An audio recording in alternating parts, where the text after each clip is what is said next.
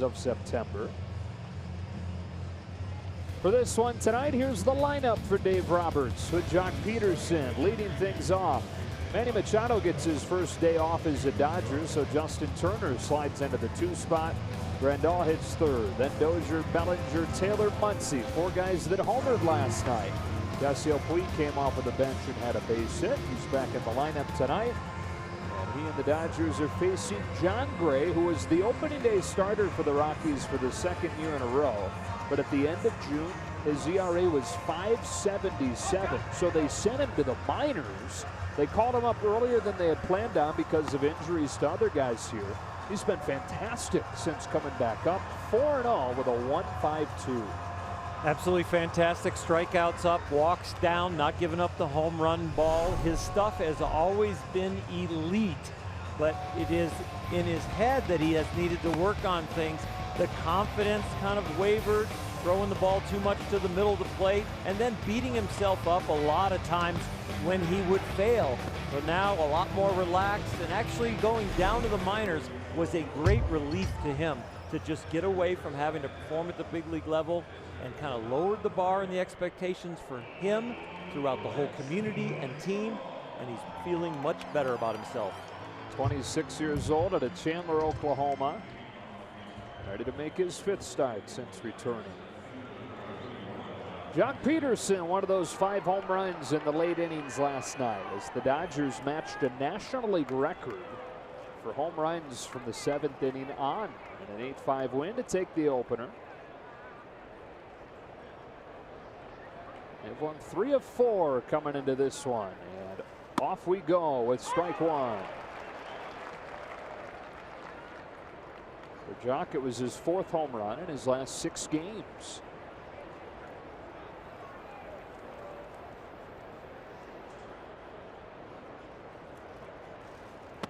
Nothing in 2.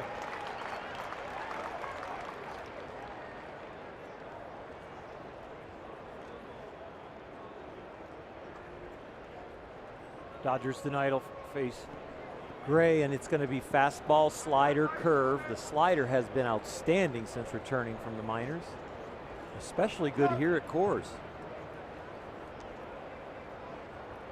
Here comes with an 0-2. He left it up. Peterson fouled it off. Last start for John Gray, 1 run over 8 innings against Milwaukee. It was on Sunday. The lone run came off a solo homer. The guy they've looked at for years as a future ace, and it looked like he'd grown into that role. Here's his 0-2 again, and Peterson fouls it again. You know, a year ago, John Gray was 10-4 with an ERA around 3.5. and finished very strong in the regular season. He started the wild card game for him and got lit up. Shortest outing of his career.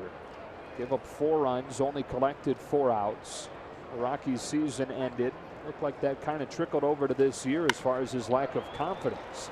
It's a ground ball to DJ LeMahieu for the first out of the night.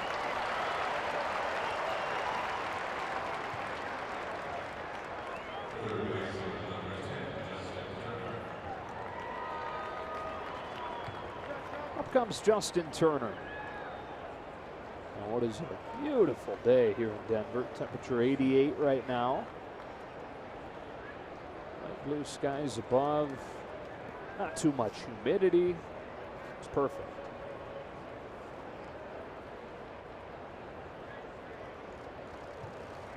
Strike 1. Nice days to walk around downtown after everybody gets some rest after catching up with their sleep and arriving here at about 4 in the morning. Now getting into the 2nd and 3rd days, guys are starting to feel their legs get back under them. And a strike on Turner.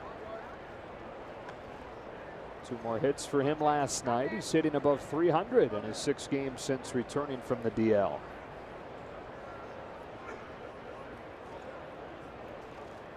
On this 1-1 from John Gray. Fouls it off, 1-2.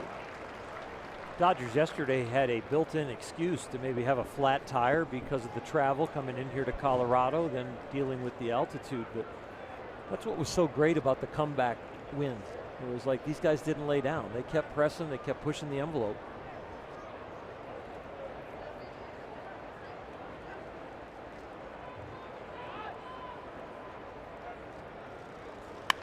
Turner shoots one down the right field line, a base hit into the corner. Justin Turner with a one-out double, and his hot stretch continues. Amazing that the drill that he came up with that changed his stance to more open was so that he could get to the inside pitch and actually get through it. Well, in making that mechanical adjustment, it really has changed his spray pattern, that he's not only pulling the ball in the air, but he's being able to clear and hit the ball to right field on the line even more.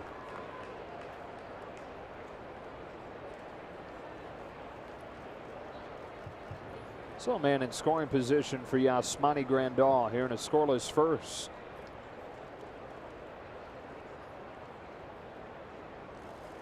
That's ball one.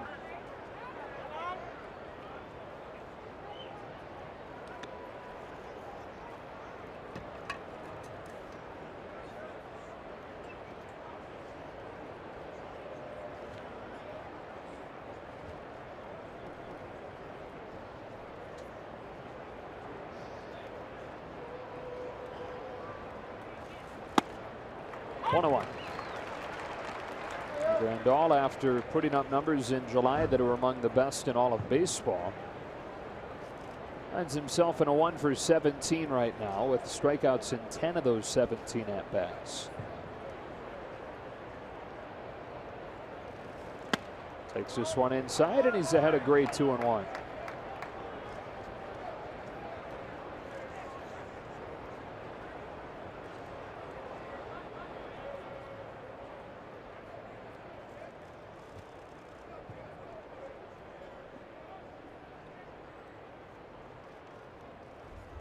Ball three.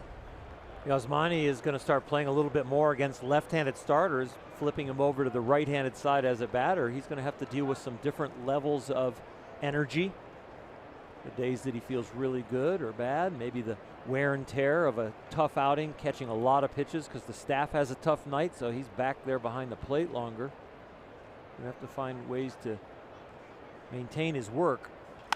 Grandal with a line drive to center, base hit. Turner read that beautifully. He's charging for the plate, and Blackman's throw is cut off. Grandal with an RBI single, and the Dodgers with a first-inning lead. A starting pitcher that has struggled mentally with his confidence. Good to get on him early. This ball read perfectly by Justin Turner, which made Chris Woodward's job really easy at third. Off at the crack of the bat, knowing the ball wasn't hit too hard that was going to reach Blackman. So as soon as he gets that good jump, the velocity of the line drive being shallow and weak, he scores easily.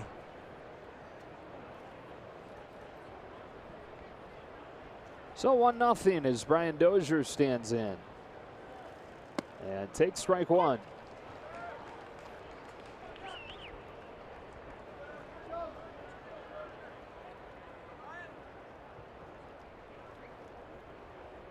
Another home run for Dozier last night.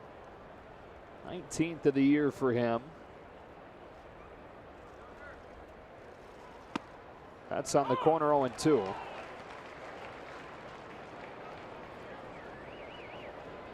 He hits some high home runs, doesn't he? He sure does. Change of scenery has done him well. Left Minnesota, moved into a chase for the National League West. Games that mean something. Teammates that are concentrating and have intensity on a daily basis, just like him.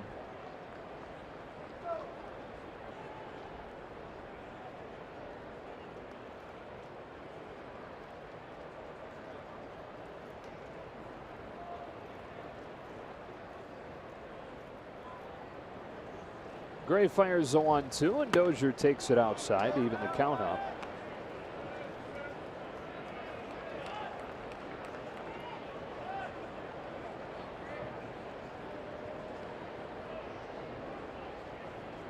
Only one player in baseball has hit more home runs than Dozier in the second half the last few years. It's Chris Davis in Oakland. Good take on a slider that was headed for the corner initially, then broke out, and it's full. It's a great pitch. Even better take.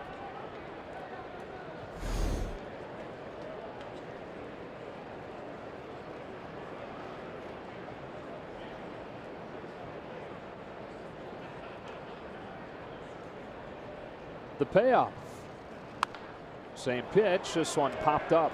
Foul ground right side. Ionetta's got room for out number 2.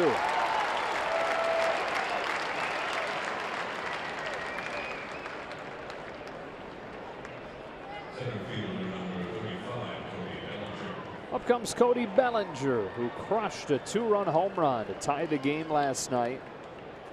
And in the month of August, hitting close to 400.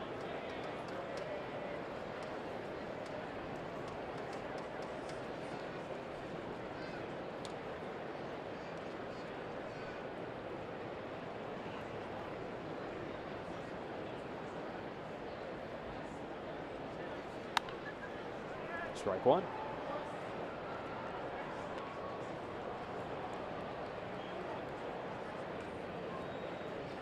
Remember when we used to see Cody with the bat on his shoulder and then he timed the waggle with when he got it up to kind of launch position?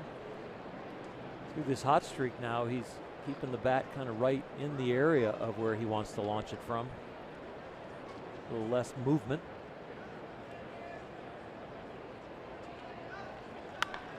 Line drive, center field, base hit. Third of the inning for the Dodgers against John Gray.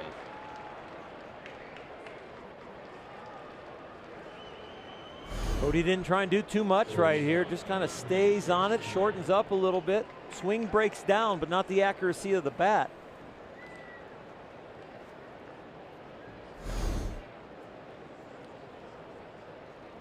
John Gray, who's pitched at least 7 innings in all 4 starts since coming back from the minors, into the 8th inning in 3 of the 4 starts.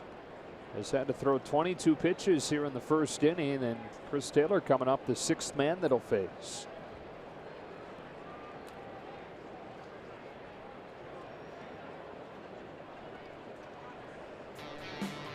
It was a nice swing last night. One of the 5 hit. More of a line drive home run compared to Dozier's that was a long arcing fly ball. This really felt good last night with the come from behind win.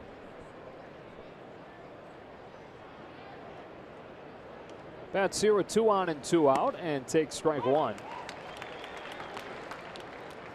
So home run number 13 of the year for Taylor.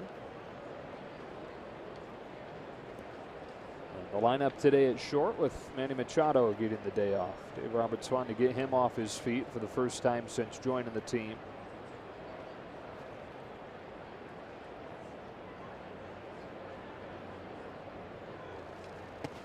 Overthrown, 1-1. John Gray throws a lot of pitches to the outside part of the plate. Manny Machado with that day off understands that because he was at the hitters meeting. I know, just looking at the stats as I study him, he doesn't come in very often. And we've seen Turner go the opposite way. We see Bellinger go the opposite way. And we saw Yasmani Grandal go up the middle, but slightly off the end of the bat. So now 1-1. Taylor able to lay off ball 2. Gray, the one very tangible thing that's been different this year for him is the velocity is down a touch. And something that's come with that is it appears less of a willingness to pitch inside on guys.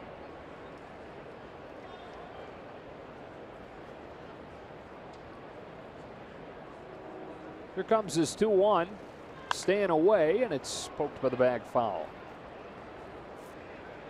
Velocity down, strikeouts down, walks down, and effectiveness up. So since coming back. Yes. Yeah.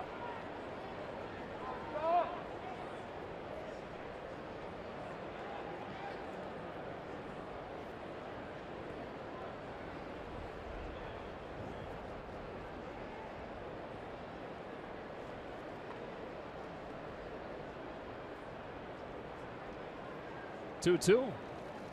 Got him swinging. inning over. The Dodgers get one against Gray on a base hit from Yasmani Grandal, and Kenta Maeda with a lead to work with. He's always pitched well at Coors Field and against the Rockies. Tries to continue on that to give the Dodgers a 2-0 series advantage tonight.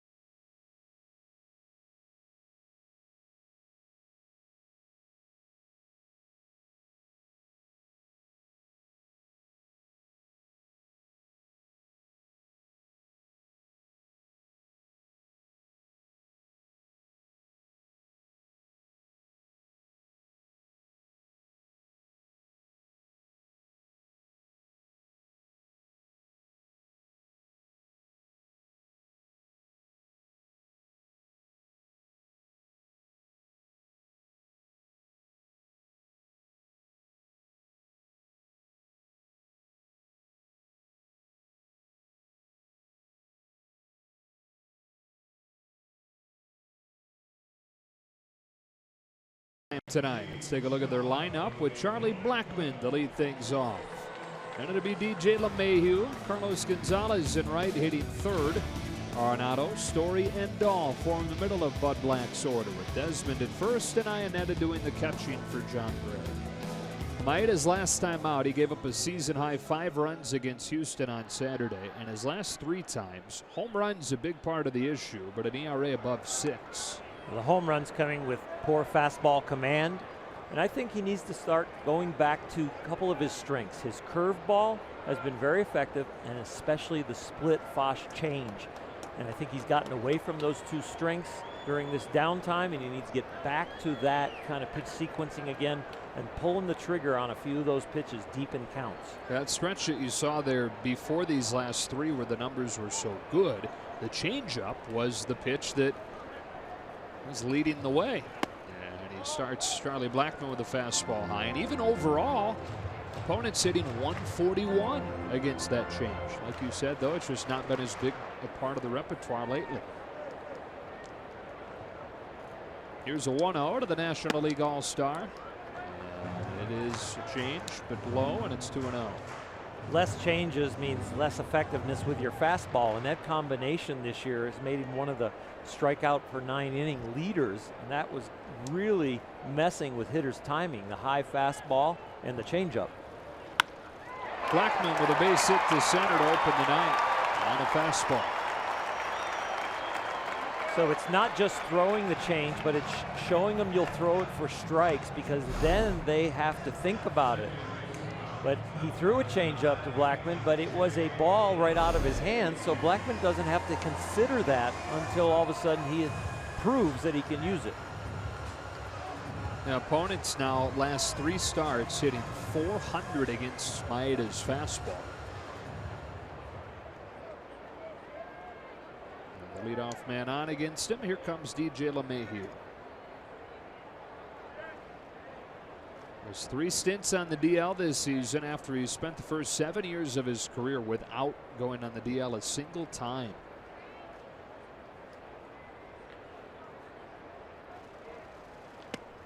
Takes ball 1.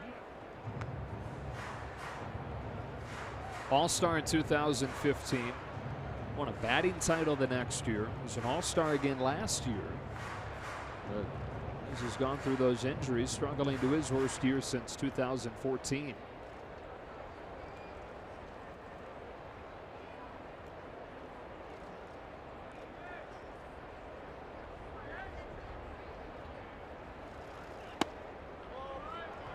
Two and up.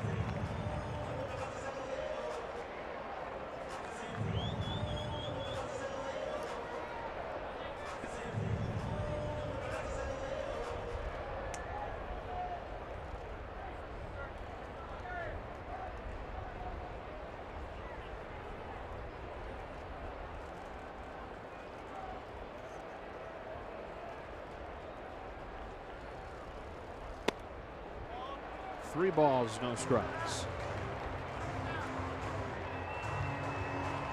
Kenta thought that one was close, or should have been called a strike. But when you've been going through a slump and the first hitter gets a base hit off of you, you start begging a little bit. But Kenta might have been right on that one.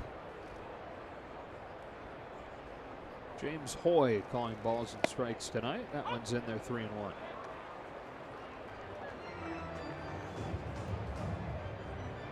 Maeda's made 2 starts against the Rockies so far this season, both at Dodger Stadium. May 23rd, he had a career high 12 Ks over 6 2/3 shutout innings.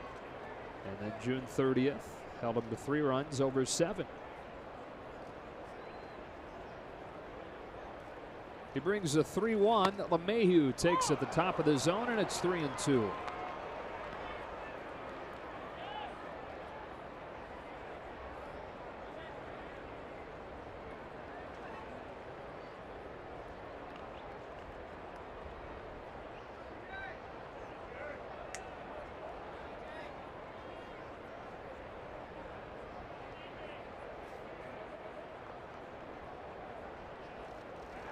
Runner takes off on a fly ball to right. That sends Puig back. It's gone.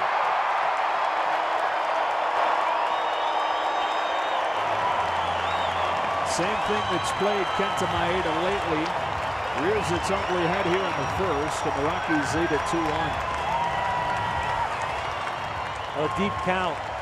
And when you have a deep count, the batter gets to read your stuff, time you up. So he battled back from the 3-0 count, but he left one up and left it up and kind of hanging to the inside. LeMahieu didn't try and do too much with it, just pushed it out of here to right field.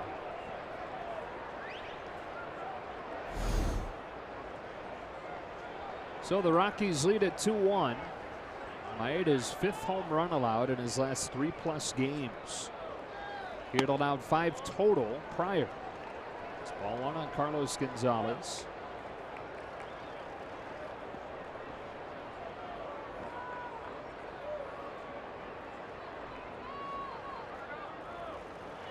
Now that ball's crushed right center field. Puig's not going to get to it. One hops off the wall. Gonzalez headed for third. He is in there with a triple.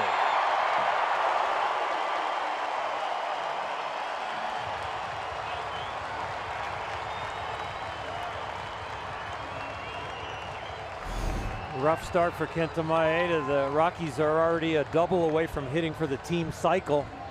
This ball is out there in that gap, and you get gaps here in Colorado. There is plenty of wide open spaces to, even at Gonzalez's age and speed, to get a triple. Brings up Nolan Arenado. We take a look at our Land Rover Performance Spotlight. Arenado, 3 more hits last night. 3 home runs. He's driven in 7. This is nothing personal, though. These are the kinds of numbers that he puts up against just about everybody. He's had some combinations around him that he has done really well with, but the other guys haven't been as consistent as Nolan.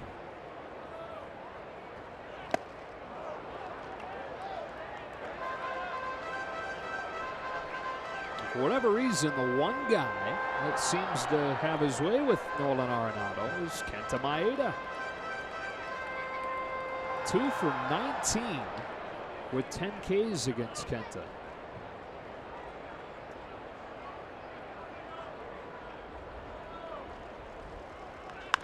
Ground ball to third. Turner's got it. He'll come home, and Gonzalez runs into an out.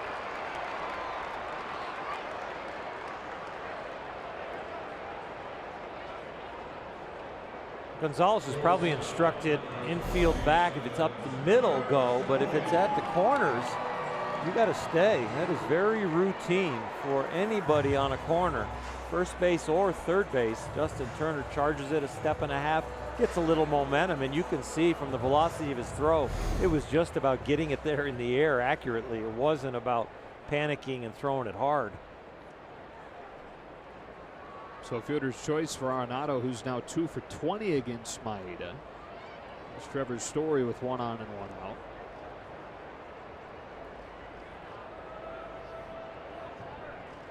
When you see those high strikeout totals Maeda has against Arenado, at least for me, the knee-jerk was, well, he must be chasing his slider. And he does have several Ks off of the slider, but he's got a bunch on the fastball as well.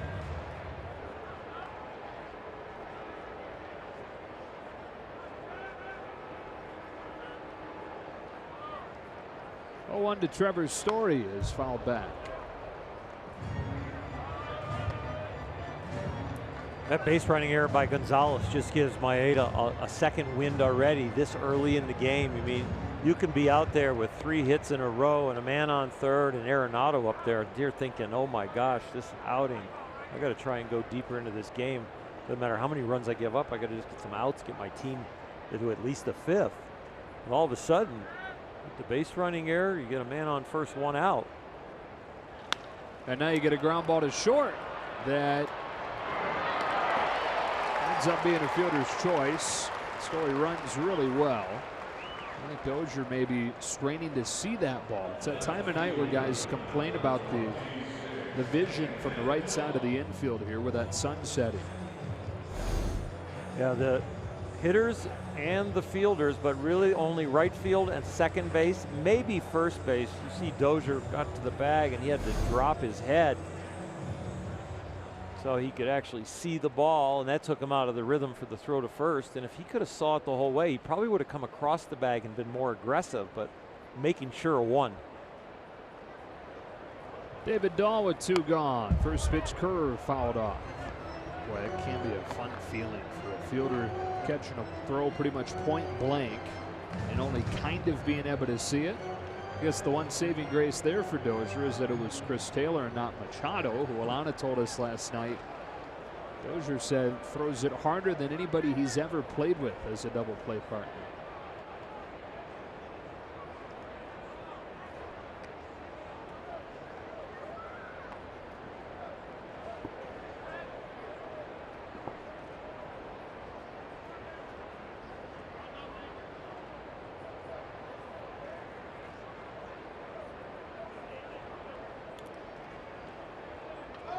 There goes Story. Pitch was high. Throw down, not in time.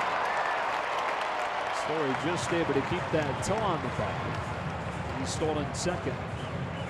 Yasmani Grandal did everything he could. He got a high pitch, a good release, strong throw, but it was stolen off of Kenta. He had a very good jump. Kenta took a while to deliver it. The hand comes off. Was the toe still there when the hand comes off? Like it is from that angle.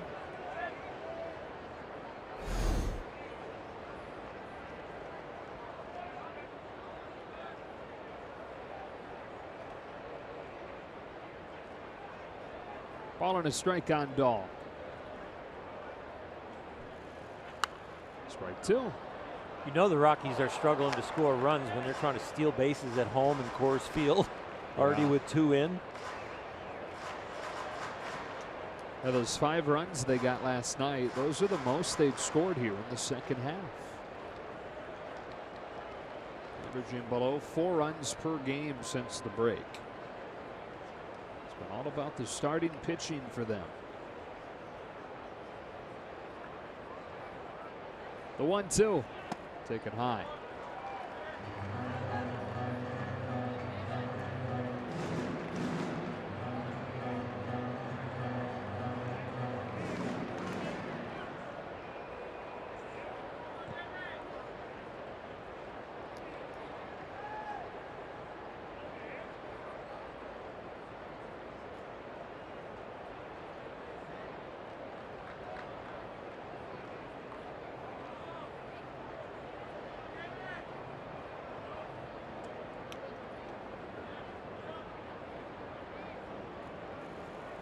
Full count.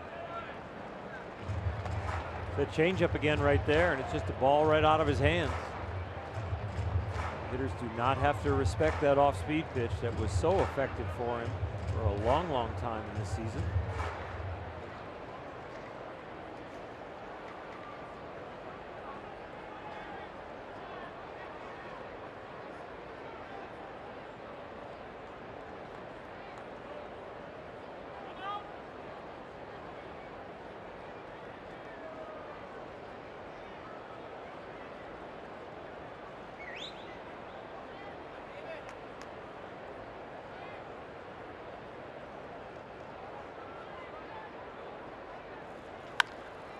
Grounded right to Dozier. The Rockies settle for 2 in this first inning on the home run from DJ LeMahieu. To the second we go, of course.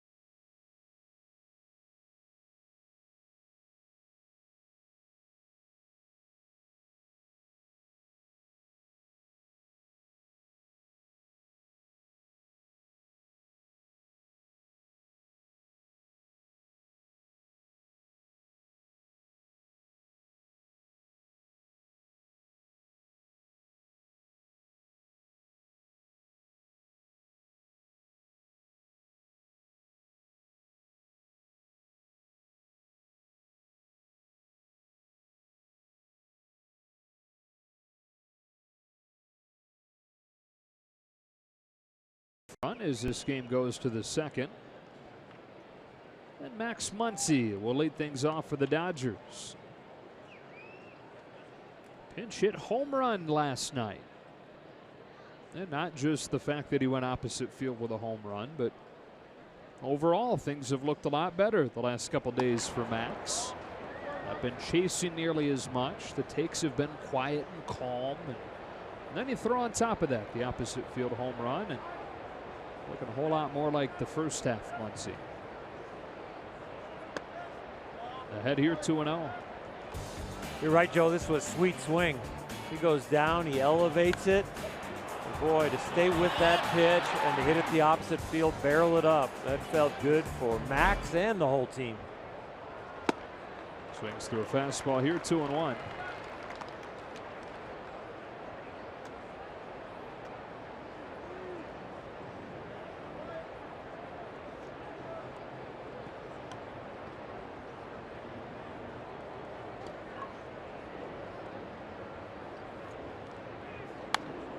Dodgers averaging 10 runs per game in the 4 games in this ballpark. 1 all 4. 7-3 against Colorado overall this year.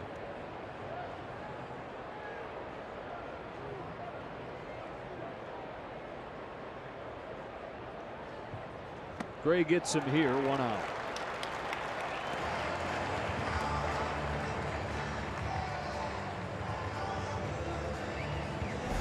Gray loves that breaking ball when he's in a jam. Throws one here with nobody on, nobody out, but feeling bad about the first inning. He went with one of his put-away pitches.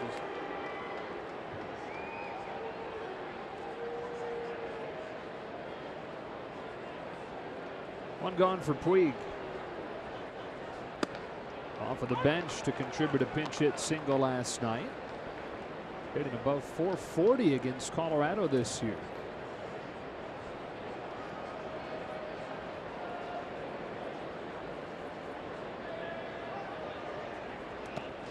Injuries aside, this is quietly starting to look like a really solid season for Puig.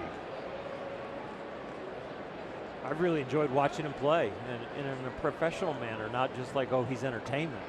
The consistency, the production. Hit hard. Scooped on a bounce by Story, 2 out. He's out, but that was just a great approach. The ball was hit really hard. Could have found a hole very easily. Just happened to be right at him. But the swing, the approach, the timing, the presence in the box was all very much top notch.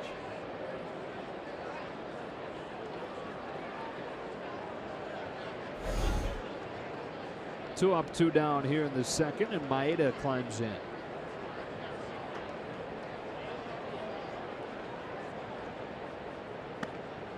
Strike one.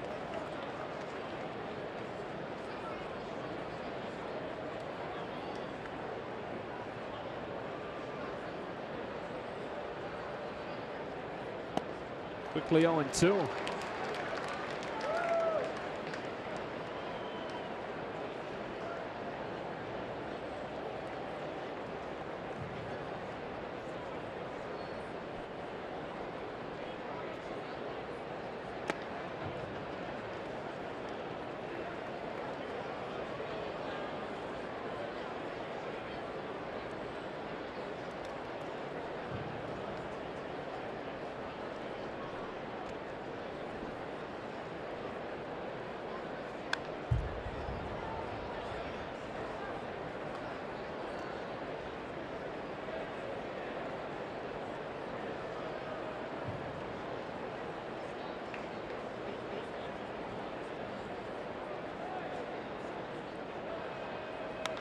Maeda digs this one out and serves a base hit to left field. Gray continued to pump him off-speed pitches. Maeda is able to come through with a base hit. He hit it like he threw it. A little slow curve ball, and he just matched the break with the trajectory of the hit. That's 4 once through the order against John Gray. Almost untouchable in his 4 starts since spending time in the minors.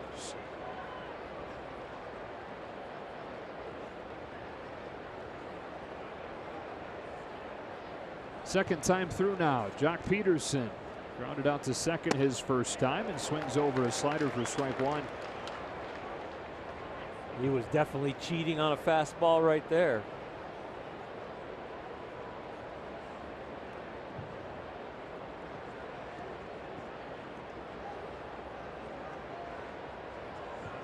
Shifted around, ground ball to the right side. Story is not going to have sun in his eyes.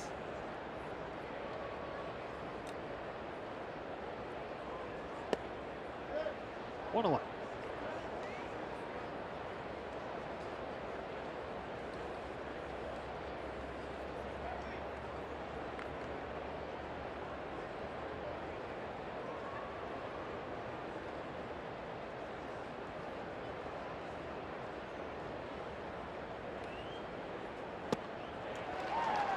Two.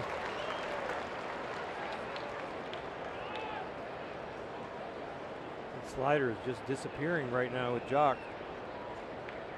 Some of these swings right now look like he's just defaulting to the fastball. If it's a slider, I'll swing and miss. But I think he'll have to change his approach now with 2 strikes.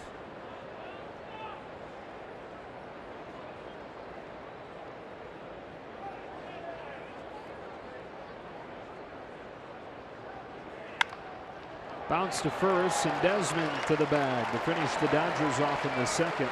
2-1 Rockies to the bottom half.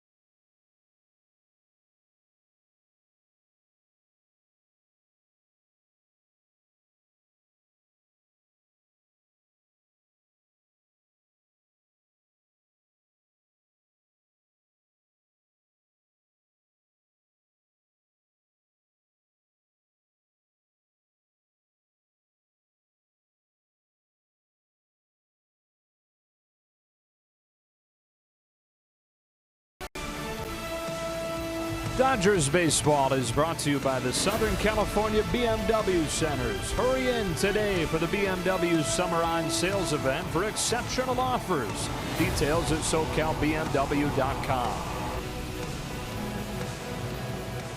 Bottom third of the Rockies order coming up here in the bottom of the second. Colorado in front 2-1 on the DJ LeMahieu home run.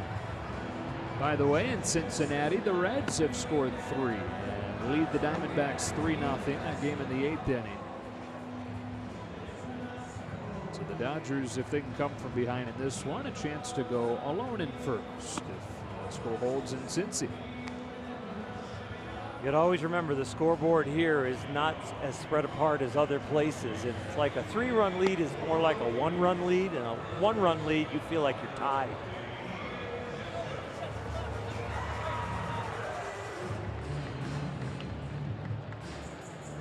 Now the Dodgers have trailed through 5 innings all 4 games they've played here, and they've won all 4 of them.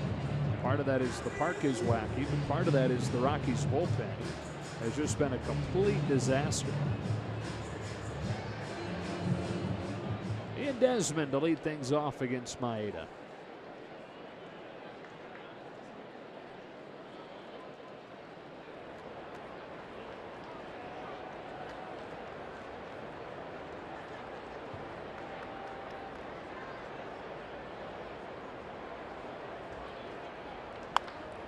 Goes after the first pitch, it's foul. Desmond last night 1 for 3. And while he's gotten it going over the last couple months, with a lot of these Rockies hitters struggling since the break. 5 for his last 38 now.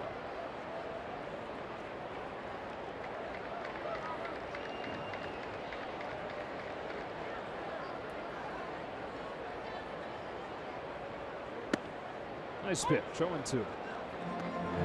The theme for a lot of these Rocky hitters is that in the middle of what could be big innings, they seem to expand their personal strike zone. Chase the ball up around the shoulders, or you walk them off the plate with a slider. They really don't grind out at bats. They've gotten a little anxious in those situations with runners in scoring position to kind of make things happen before they get the right pitch. And that has been the biggest issue with the collective struggles of the team, is with runners in scoring position. Worst in baseball since the break. Desmond leading off this second, taking down and away. The count's 2-2. 32-year-old in his 10th major league season. 7 years as a shortstop with Washington. A year with Texas. On his 2nd year with the Rockies. Bounces one gently right side that moves Muncy over. He hits Maeda, who steps on the bag. 1 out. Mac's not completely comfortable defensively at any position, but he does a nice job here as soon as he catches that ball going to his right to quickly get the ball to Kenta Maeda. Instead of trying to time it up with delivering when he gets near the bag, he got rid of it in a hurry. 2-1 Rockies here in the second, and Chris Iannetta, who for a moment last night looked like maybe the hero, but his 3-run home run against Pedro Baez is part of a 3-hit night for him. Iannetta had 3 hits total in the previous month before he got those 3 last night.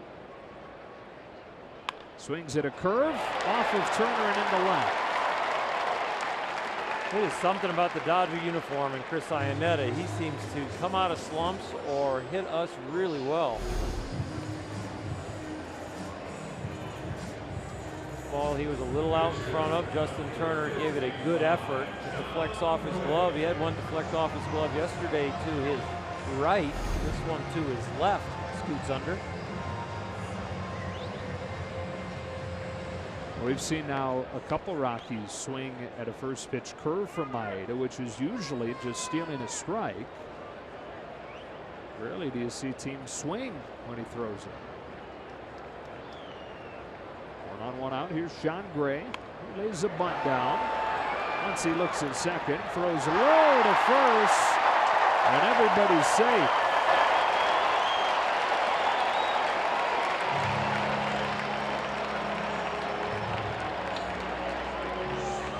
Much as I said the timing was really good in the 3-1 put out to Maeda, the timing is off right here for Max because he's got to realize that Dozier is not there quite yet. He's got a pitcher running. Just take a little step and throw. Get through. A little bit higher, you can just catch it and then go over and step on the base. Trying to throw it there when he's timing it up for the last second. Better throw it accurately. So they're first and second with one out. Now the second time through the order. Charlie Blackmon, who singled to start the night for the Rockies.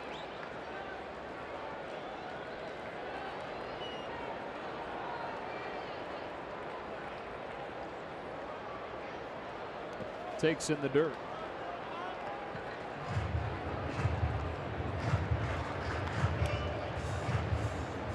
I talked about coming into this series how important it was for the Dodgers starters to do well. At least go 6 innings would be great because you just can really punish a bullpen here. Guys that are used to only going an inning, all of a sudden you got to stretch them to 2 innings that get out of hand because of the ballpark and their lineup. Really important for Kenta Maeda to try and get through this inning, maybe just with 1. None would be great.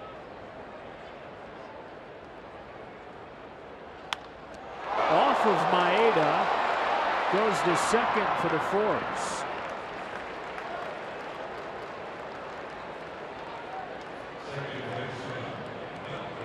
Nice job by Brian Dozier after the deflection that Kent is getting out of the way, but also gets his glove up. And then as he's running away from most of the plays right here, Dozier pointing to where he needs to go with it. So Maeda easily gets the out at second. Dozier being the captain of the infield right there and helping out his pitcher. So first and third with 2 out. And a chance for him to get out of this with no damage done. Although it's DJ LeMahieu who hit a 2-run home run the first time he saw him. This was a well-struck ball. Full bat speed. It looked like he deflected it, kind of pushed it off himself, clearing the front hips. But to right field here, you get that kind of elevation and trajectory. It's going to carry a long way. 9th of the season for LeMahieu.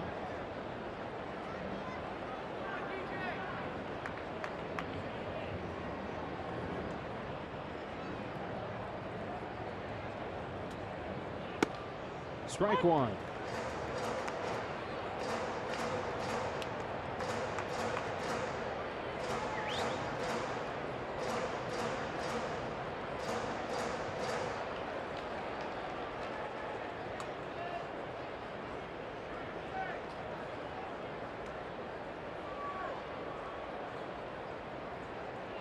Another than 2. Fastball in, slider away. Go anywhere he wants right now, but it doesn't have to be a strike. Look like a strike, end up a ball, or see if he'll expand.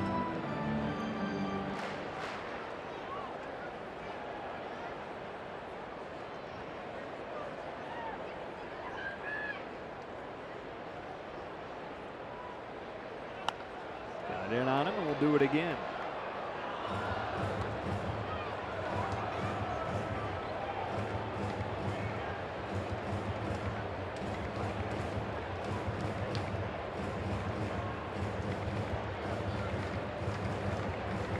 As much as LeMahieu had to fight off that last pitch, it kind of can double up in there. You can tell his approach by the way he swung the bat on that inside fastball that he was thinking more out over the plate.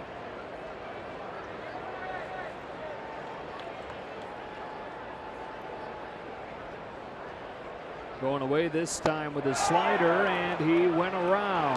Maeda, despite some traffic in the inning, able to put up a 0. After 2, it's 2-1.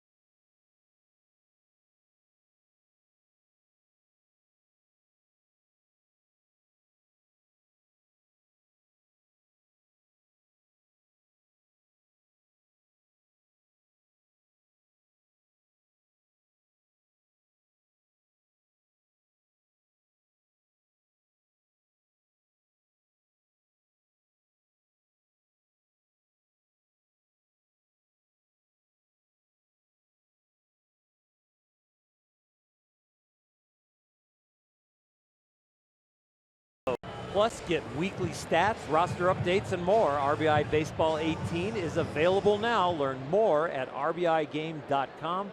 Rated E for everyone. Back at Coors Field with the Rockies have a 2-1 lead. And John Gray goes back to work against 2, 3, and 4 in the Dodger order. It's Turner who doubled and came in to score the Dodgers run. Started him with an off-speed pitch that missed off. You were talking last night about how it was odd how quiet it was in here for this being as big of a series as it is. That's a strike 1-1. There was actually a column in the Denver Post today about that very thing. Headline: Colorado faithful shouldn't hope and wait for October to bring the Rocktober magic. That one hits Turner. Wait for the replay to see exactly where. Cringe anytime he gets plunked. Let's see. On the elbow. I don't know how the article finished, but it does seem like the fans need to be inspired by the organist or some kind of rhythmic beat from the sound system. It doesn't seem like they are like on the edge of their seat with every moment, understanding when, cheering and hanging on it and making some noise. It does feel very subdued here. That's a good word for it.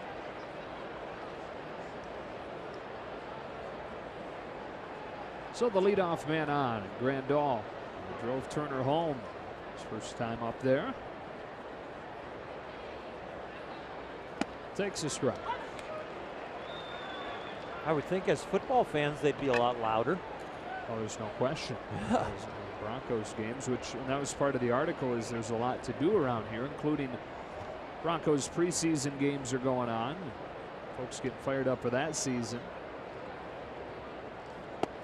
1-1. But the argument was seasons like this don't happen real often. The Rockies have never made back-to-back postseason trips.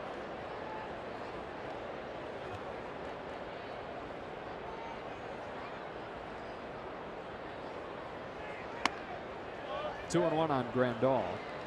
Last year they went to the wild card game and lost to Arizona, but it was their first postseason trip in 8 years. One of 4 postseason trips they've had during their 25 years of existence. A 2-1. Grandal with a wicked cut and miss. 2-2.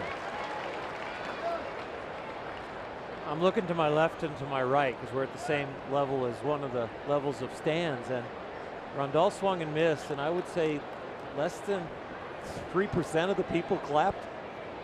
They just kind of watch. A lot of food being eaten. Nothing wrong with that. People looking down at their phones and talking to their neighbor, but there's not a lot of people hanging on moments in the game right now. One of the things in that column we're talking about in the Denver Post was how many fans there are from other teams and how that shouldn't be the case when you're a contending team. They cited the Cubs series, the Astros series, and then last night where there was a lot of Dodger blue in here. Gray to Grandal with a 3-2 that he fouls off. It was pretty much a packed house last night. Pretty full here tonight.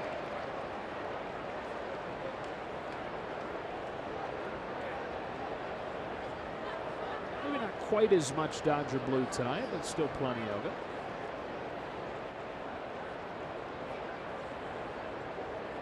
Gray with another payoff. Grandal bounces it to first. Desmond with a nice kick to start a double play.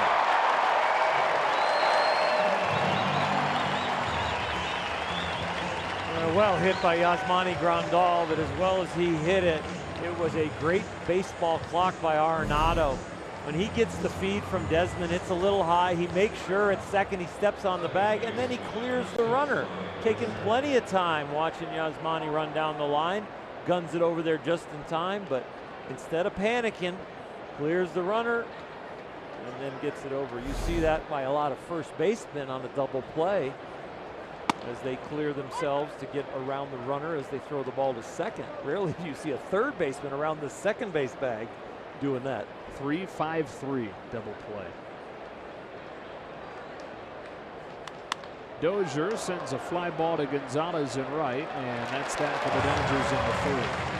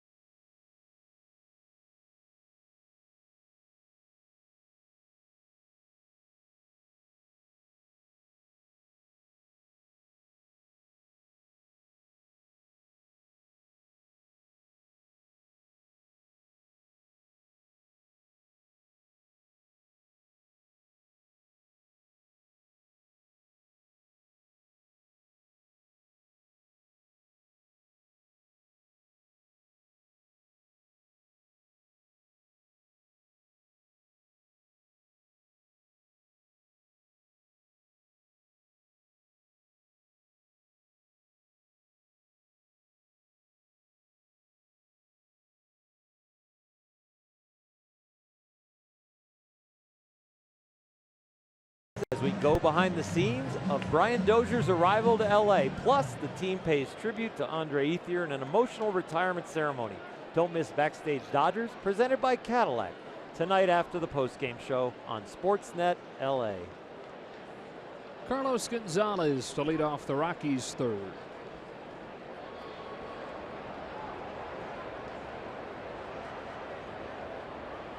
Tripled his first time, and even though it's a 2-1 deficit, oh, look at that.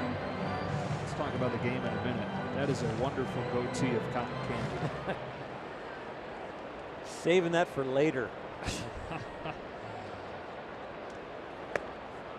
Curve misses, 2-0. Saying, you got some on you right where? Oh, he didn't eat it off the floor, did he? No, yes, he did. I think he might have. No, he did. That's okay. 5-second rule. Yes. At that age, it's probably more like 10 seconds. Cotton candy, I think it's an unlimited. Yeah. 3 balls and no strikes. How do they make cotton candy? I would think there's a lot of sugar. What, are they pushing air through it? And all of a sudden, I don't know. I have no idea. I've seen it made. I have no idea how it's made. Strike one. You got to think somebody like accidentally made it one time and thought, oh man, I've got something good here. Dennis Lovett. Well, it's been a pretty tight zone so far from James Hoy. A leadoff walk for Carlos Gonzalez.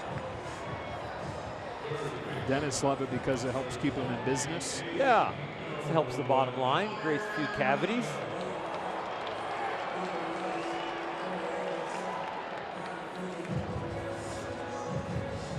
I was starting to say before we get sidetracked there by the wonderful desserts, but it's a 2-1 deficit, but already you can say that it could be a lot worse. I just got to feel okay, all things considered, that it's only 2-1. Yeah, he's got a really nice shot of going 6, possibly 7. If he just keeps the score down, the pitch count is fine. It's a little high, but not too bad. Strike one on Arenado.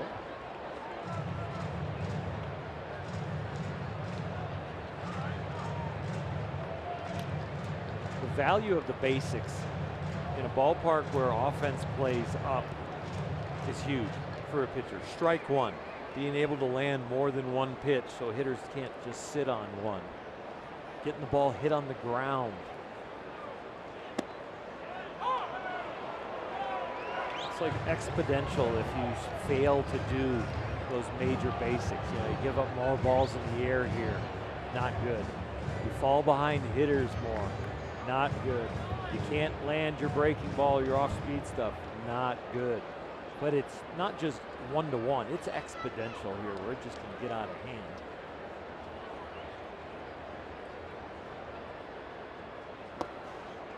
One ball and 2 strikes.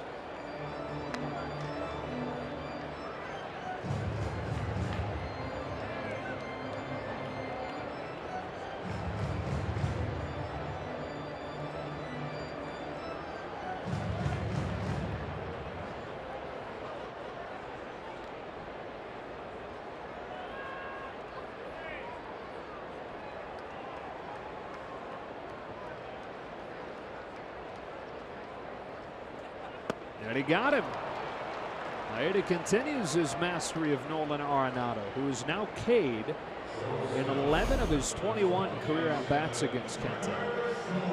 Well, Kenta does one thing bad by walking the leadoff hitter, but Arenado returns the favor and does something bad by chasing, not forcing him to throw strikes. 2-1 Rockies here in the third, and up comes Trevor Story with a man at first and 1 out. Story having a career year. All-star for the first time.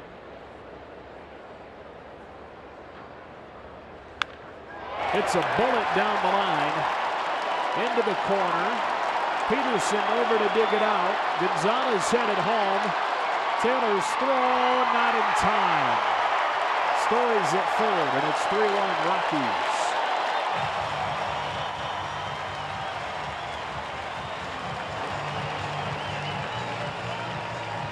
As Monty Grandal wants him to look at the plate, he might have got him on the foot before he tagged home, but a hanging slider and Story is off to the races. Ball down in the corner. When you're covering the 2.66 acres in this outfield, you're not going to be close to the corners or the gaps. And so it took a while for Jock to get into that corner. Then the throw home, attempting to record the out, allows him to advance to third.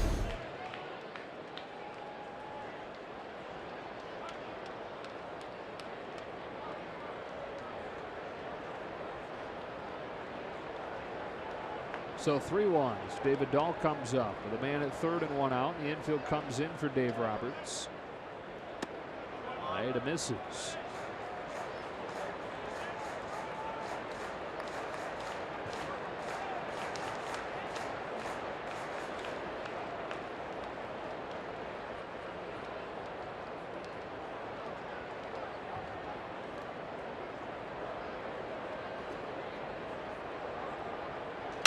Dahl cracks it to second. Dozier staggers but comes home and gets him.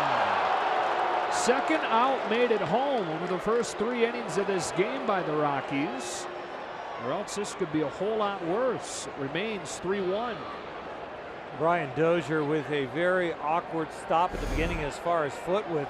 He stays with the play even though he's losing his balance and makes a strong throw to Yasmani Grandal. The sweep tag. Going for the wide slide and the hand to the plate, but it is not in time for the Dodgers and Grandal's tag.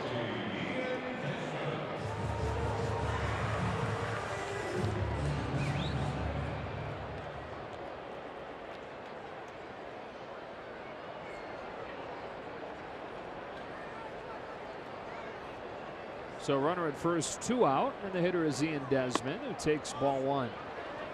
Turner made a nice throw to Grandal earlier. This one from Dozier, the play in slow motion. You get to see when the tag's applied and that the hand is a little late to the plate.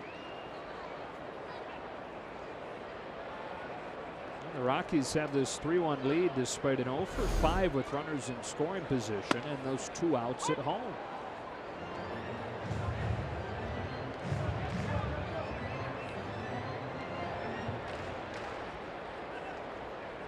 A lot of choices by both sides right now determining what the scoreboard looks like.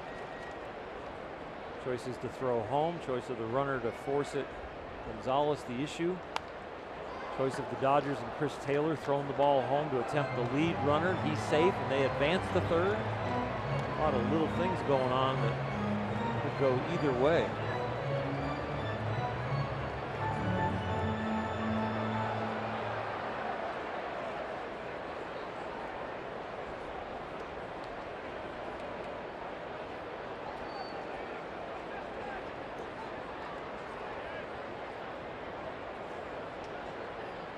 Don't you love baseball? It's those little things within the little things that every single night.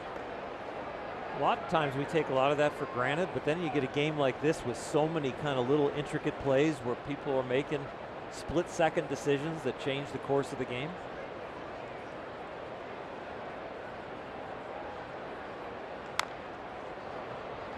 And I love that baseball is not played on the same size field everywhere we go with the same kind of walls. I mean, there's a new story at every park on the way it plays. In the 70s, we were in most of the cookie cutter stadiums were starting to be built with the AstroTurf, and they were all round and they all kind of the same size and the ball carried the same. It gets a little boring, I think, for fans, for players. I think there's something about just things are a little different. And it's fun to another level of strategy.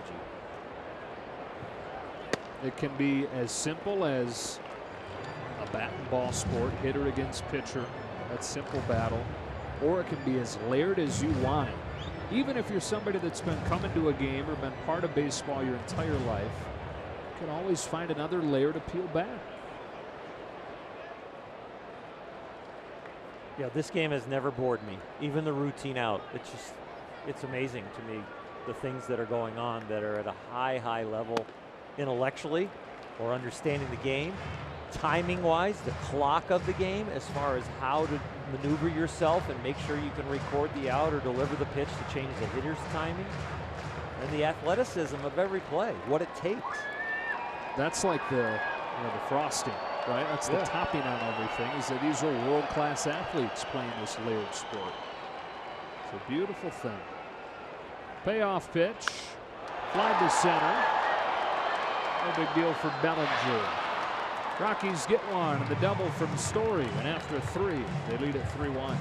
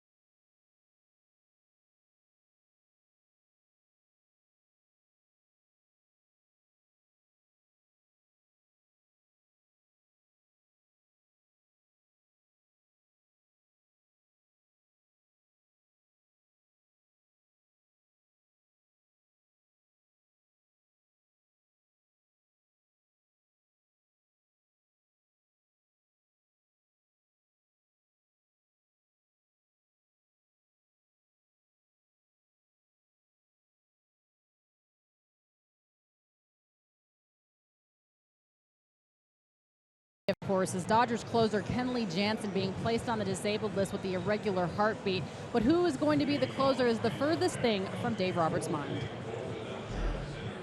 His health, obviously, and is most important, and whatever they have to do, the doctors have to do to protect him. Yeah, so to see it as 10 days would be great, but if it doesn't, and for the right reasons for his health, then yeah, we have to prepare for that.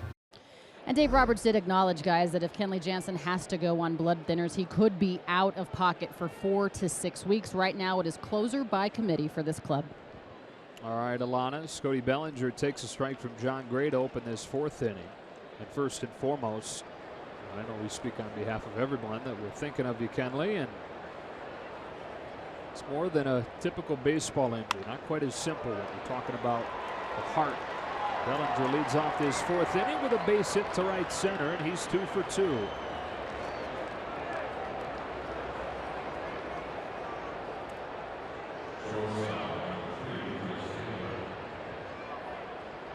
Three-1 in the 4th. Here's Taylor. That said, it does present Dave Roberts and the Dodgers with a new set of challenges. And it's not just the 9th inning, but it's the trickle down from that. And Kenley's presence down there is such a stabilizing personality. The big fella is a big teddy bear. He's a big time encourager. He's the one that kind of sends the message that we're going to all pull for each other. We're not down here to compete against each other and who gets what role. No, this is one unit and we're going to pull for everybody. I miss him taking ground balls at 3rd during BP already and taking the late bus with us and saying hi. Get better soon, big guy. Let's check in with Alana. Well, guys, it's a bit of a non-traditional approach the Dodgers have in their bullpen that only Kenley Jansen had a role. Everybody else in there is used to being called upon in different innings, not necessarily having a role of their own. Many of the bullpen guys I talked to today said that mentality that they've had all season long will continue to help them, and as once again their role needs to shift. 2-0 on Taylor.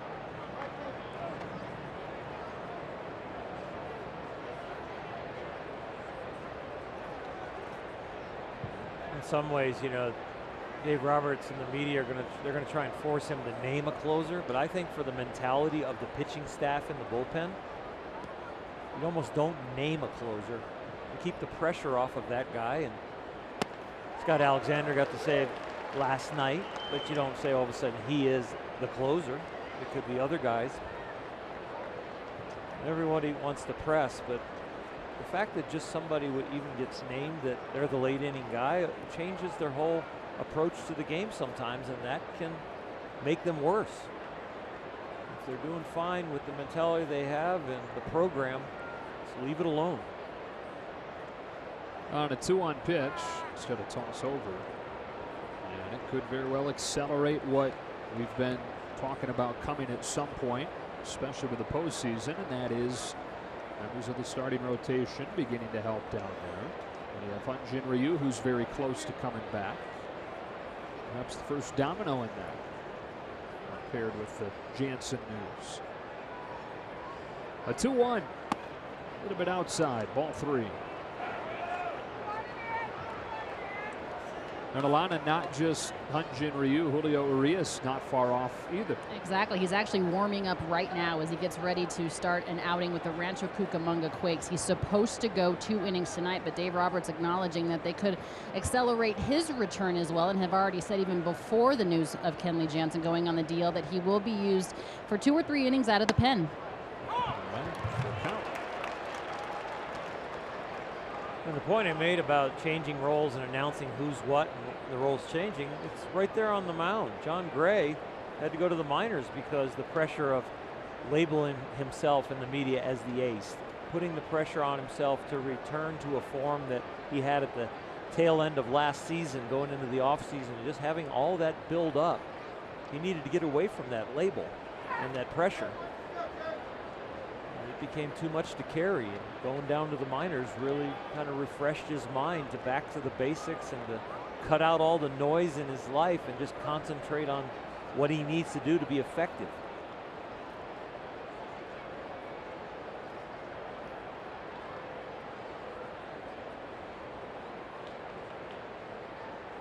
Long pause and a 3-2, and Taylor grounds one gently right side. Only play for LeMahieu's at first. That's dropped on the transfer, and so they do get the out. 1 away in the 4th.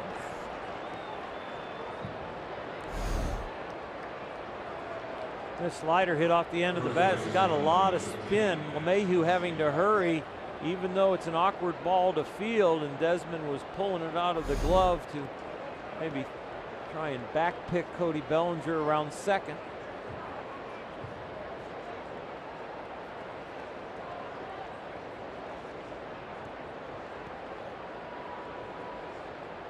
So the man at second, Muncy bats with one out.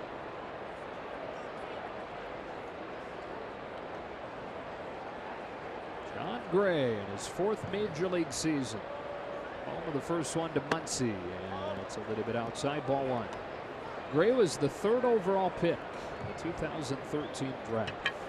1 spot behind Chris Bryant to the Cubs, and 2 spots behind a guy that'll be a trivia question if he's not already, Mark Appel. That's low, and it's 2-0. Mark Appel, the #1 pick of the draft out of Stanford, pitcher that went to the Houston Astros, and they figured would be front and center when they finally turned things around, as they did last season. Was coming up through the minors with Springer and Correa and that whole cast. But Appel is out of baseball. Retired this winter. He dealt with some arm problems. Still loves the game, he said, but the guy's got a degree from Stanford. And things were not going well as far as pitching.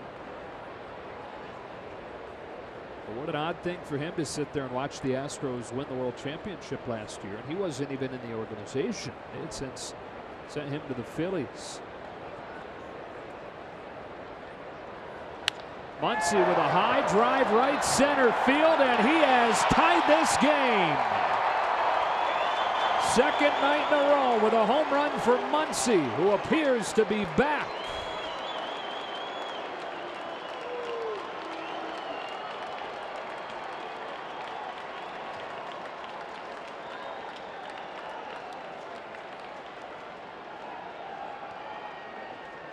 Take a look at the Carl's cam in this beautiful swing. Now with 26 home runs and double that number, you come to his RBIs at 52. A 2-0 pitch that he stays with down and through. A long swing in the hitting area. It might have been long, but it was a powerful swing.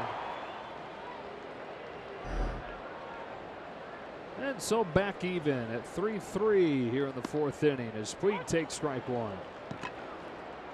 And you could just kind of start to see signs of it in Oakland. The better takes. Cashed in with a home run last night. Looked fantastic at batting practice today. And carries it into the game here with another home run.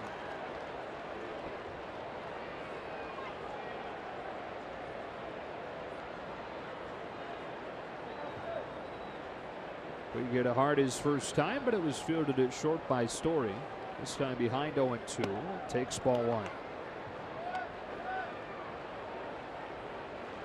The facial expression on hitters after they come out of slumps or starting to feel good, it's kind of like seeing an old friend haven't seen in a long time. It's like, you feel good. It's good to be around you. Yeah, you look good. Yeah. Did you lose weight? Yeah.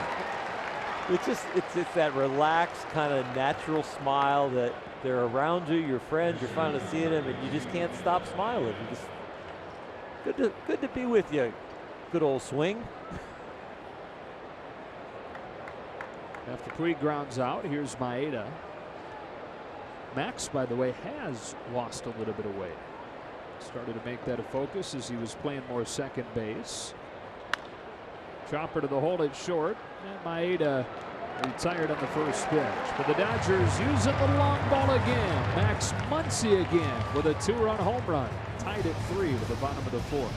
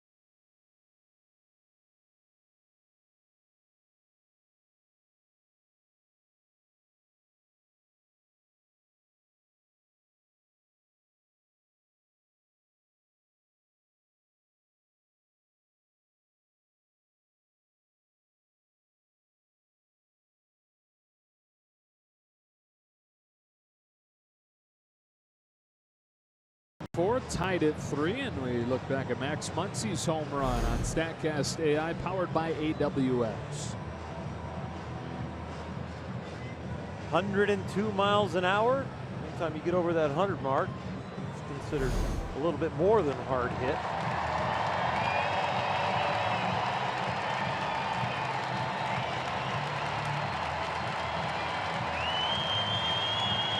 Now that Brian Dozier's here and he's not playing second base as much, probably put some weight back on. He said he decided to stick with the diet. Oh, really? Uh-huh.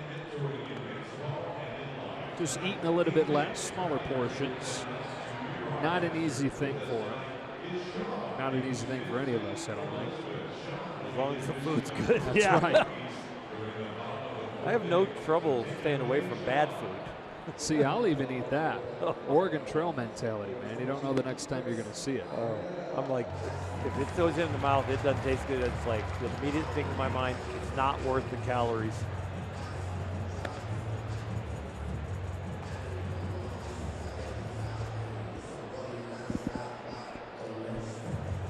I feel like I don't even know you anymore.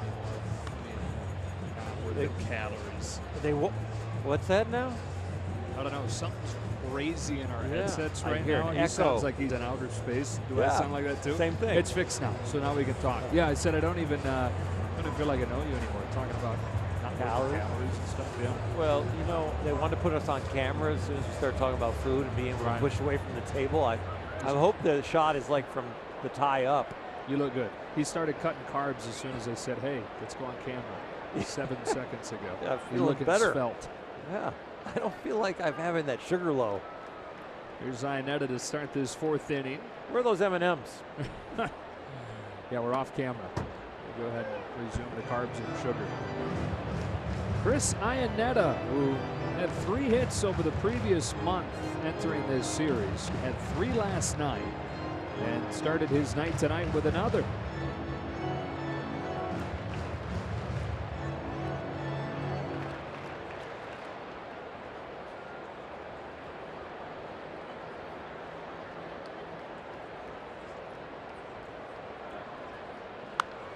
It's fouled and it's 0-2. It may be hard for Chris Iannetta to cut calories and carbs too because of his love for wine. Co-owner of a winery, his former Angels teammate Vernon Wells. Jack Winery, it's called. Jack is an acronym for their kids' names. I can add to that. I've tried it. It's very good. Takes in the dirt. Chris, some of his best early memories of his grandparents making wine in their garage. Passion for wine for Chris, that kind of stemmed initially from a way to just remember his grandpa. He passed away when he was a rookie. Such fond memories of those two together. And wine was often part of being around grandpa. That's strike 3. Knight has got the first out of the 4th.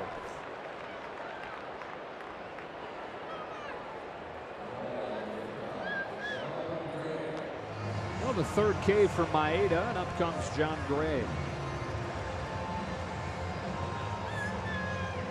Strike out Iannetta, you can just say, hey, just go sit down and relax with a glass of wine.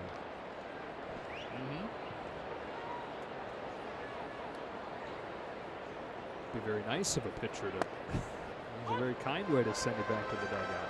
Well, you always think of the things that you would like to bark at guys, but you don't usually always say them out loud unless they really get under your skin. But you say them to yourself to kind of motivate yourself for the next time you face them or the next hitter. 0-2.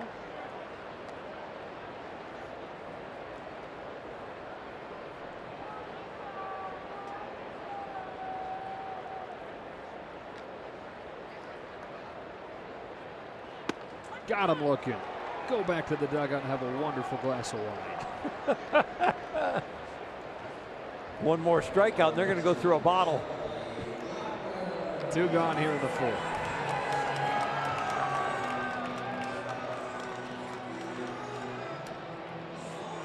Charlie Blackmon 1 for 2 tonight. Started the night with a base hit. Scored on DJ LeMahieu's homer. Beckman trying to get things going again for the Rockies. He's averaged well below 200 here in August after a big July. Guy that feels a lot of responsibility for what goes on around here and for the near-term future of this franchise, having signed that long extension this offseason. There are a lot of people around here concerned about whether or not Nolan Arenado wants to be here long-term, with him being a free agent after next season. But no questions about where Blackmon wants to be. He's under control through his age 37 season, electing to forego free agency in order to sign that extension. So you can understand why he's so loved in this city by this fan base. On a 2-0. Takes it low. When Nolan has had some of his outbursts about I'm tired of losing and we need to get it going, that would kind of make me wonder if I was a teammate or in the front office, is if we don't get on our winning ways, is he going to stick around? You know there's going to be a lot of suitors. Grew up a Dodger fan, so he's dreamt of playing for the Dodgers. Well, let's not tamper. No. Are we allowed to? I don't know. I don't know what the rules are. He's a good player. Good player. That's a walk, and the inning kept alive.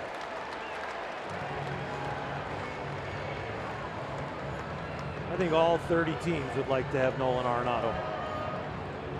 You were starting an organization right now, and part of your roster was going to be some veteran leaders that can play great defense and swing the bat. He'd be near the top of your list. We saw a moment ago there him kind of cranking on that shoulder, and our production truck letting us know that they've seen Arenado cranking on that shoulder for a while now. His spot is due up in 2 spots here. So Gonzalez is on deck, then it's his spot. And you just saw him grab his bats and head down to the clubhouse. Something to keep an eye on as DJ LeMahieu takes ball 1. Well, all the different items that he was carrying, and it looked like he had a slight conversation with Bud Black on the end of the railing, like, I think I'm done.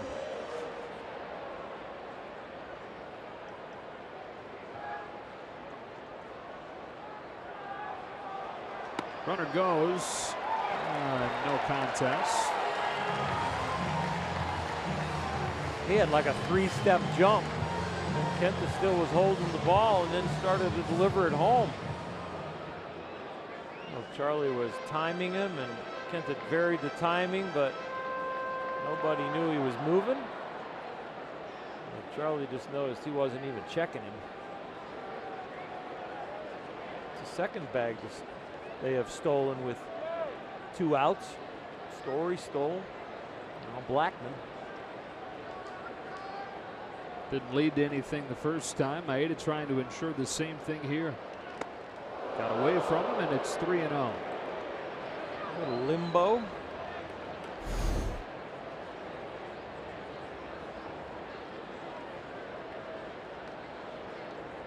He could go pretty low.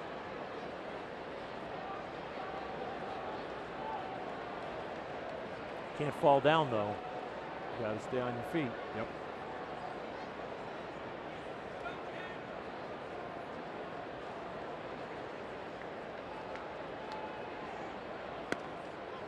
Four-pitch walk.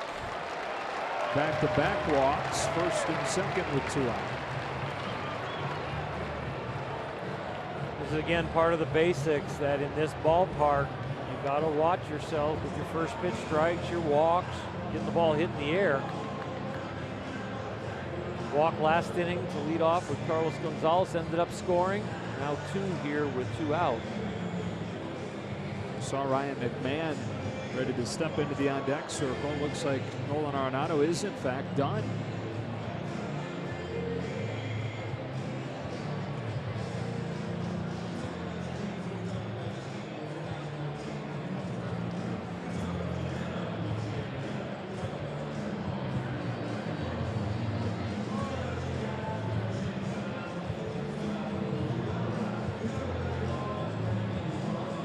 Pitcher's been particularly sharp tonight. John Gray for the Rockies, Kenta Maeda for the Dodgers.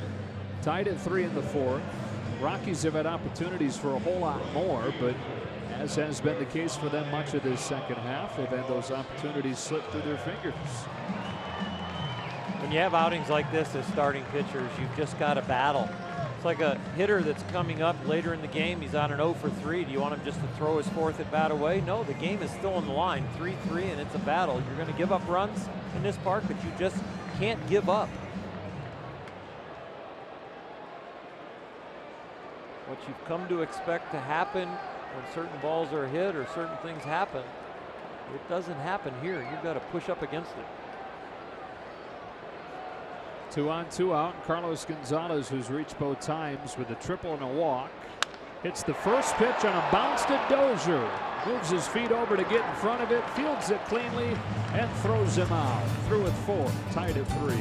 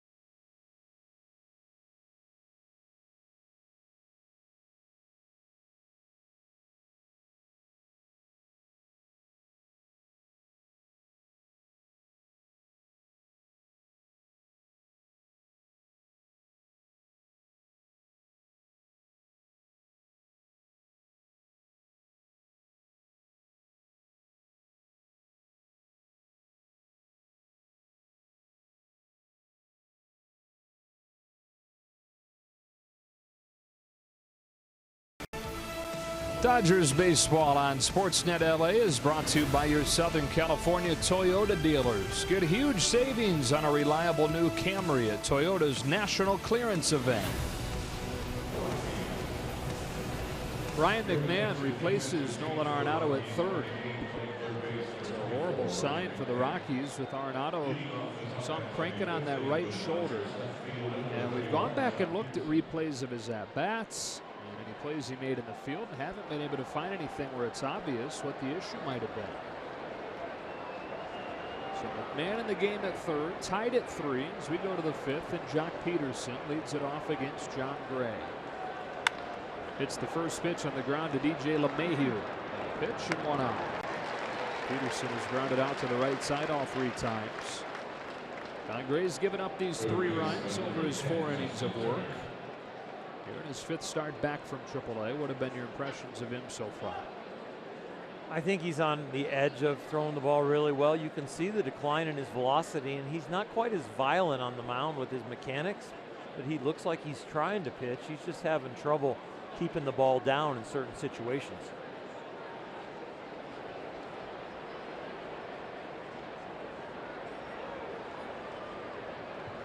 Justin Turner's been on both times with a double, and he was hit by a pitch. Here he takes a strike. Justin's average since coming back from the DL above 320.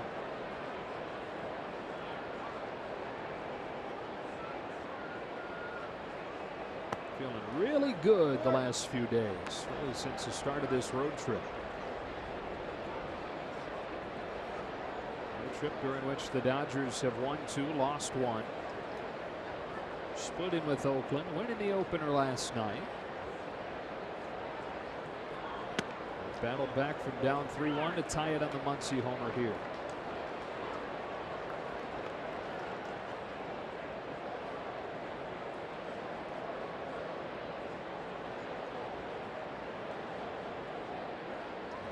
On a 2-1. Fastball whistles in there for strike 2.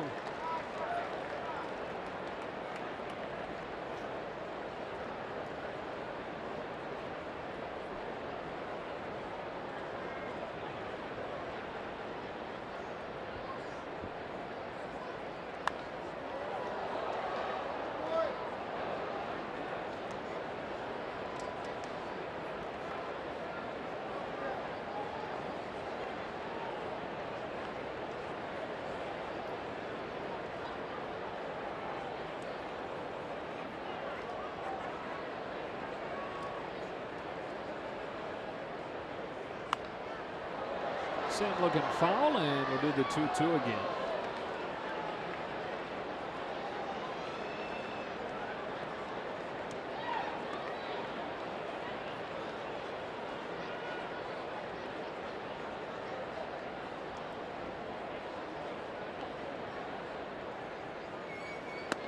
Inside, and it actually got a piece of it. So the second time Turner's been hit tonight.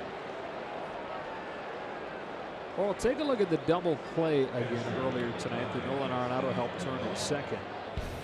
This is the closest thing that we can think of as we pour through the clips of everything he's done tonight. And again, he's cranking on that right shoulder, but everything looked pretty natural there. I didn't see anything at all, but I do see him going down to the clubhouse. It looked like he was playing with his shoulder before he gave the signal to Bud Black as he was gathering all his equipment. That's what was bothering him. Yasmani came up after Turner was hit to open the third, promptly grounded into that double play we just showed. He's got Turner at first, one out, and a ball and a strike.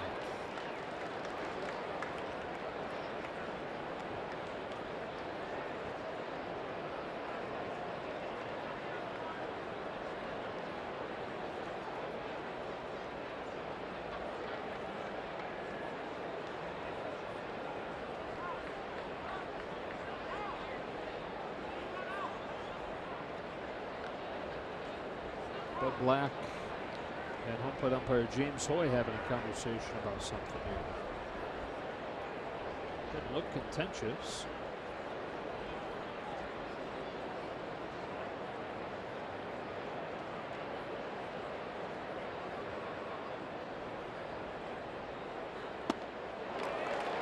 One and two.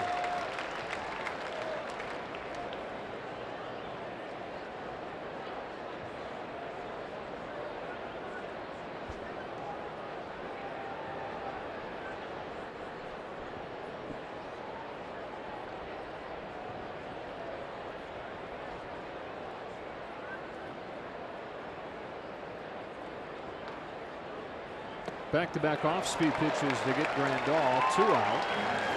And we go down to Alana. Guys, Ryan Spilborg of the Rockies broadcast team just said that Bud Black just said on their air that Nolan Arenado felt discomfort after making the throw to first on that 3-5-3 double play in the third inning, apparently strictly precautionary.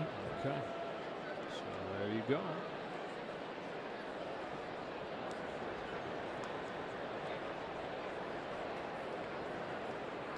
Tied up in the fifth is Dozier bats.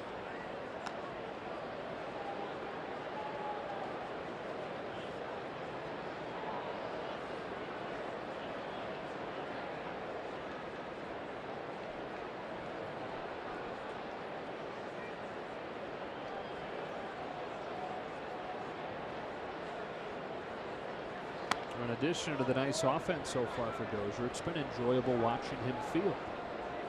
He's made some nice plays, and he's made some tough hops look very routine, where you don't think it was an exceptional play unless you really just kind of read the ball and the speed and the hops and where he had to field them and then what he had to do after. And he threw the ball home with the runner on third and the infield in. It was not an easy play. He made it look pretty routine.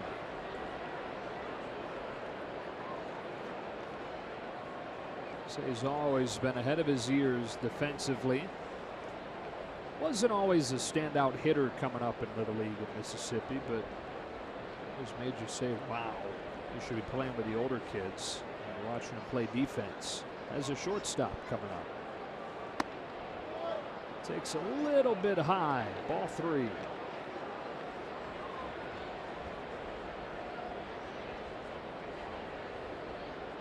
Bellinger waits on deck and a tie game in the 5th.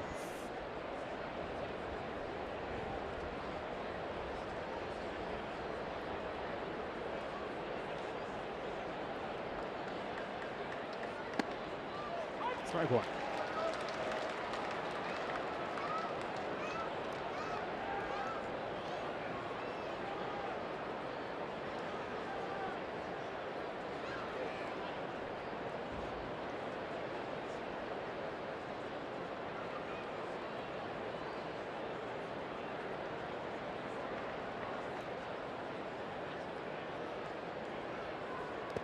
That's a walk. First one issued tonight by John Gray. They're at first and second for Cody Bellinger. In time for the Coors Light refreshing finish. And a nice little run for Cody Bellinger. Back to his home run last night against Sunwano. And he's followed that with a pair of singles today to make it 3 for his last 3. It doesn't always look like the same swing, but he is producing, and there might be a different mindset. The mechanics are looking about the same and consistent, but maybe a little different mindset on how hard to swing and maybe where he's trying to hit the ball with his approach. Average in August above 400. His 2 starting pitchers have given 6 free passes combined, and only 1 has scored, a walk from Maeda. Dodgers trying to capitalize on a couple free passes here with a hit batter and a walk with Bellinger coming up. His home run last night against came on the first pitch. Tied it at 5. There'd be 2 more home runs after that as the Dodgers club 5 of them total. It was their 5th 5-home run game this year. And the rest of the National League combined has hit 10. Or had 10 5-home run games.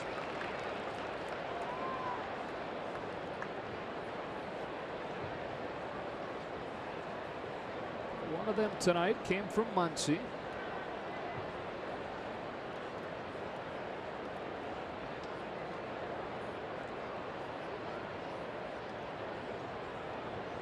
On this 0-1, Bellinger hits a hard ground ball, base hit into center to put the Dodgers in front. Justin Turner comes in. Bellinger's 4 for his last 4. The Dodgers lead at 4-3. Little bit of everything in this game. Some 2-out base hits, some free passes, some home runs, some nice defensive plays. It has been a full game here, and we're only in the 5th inning.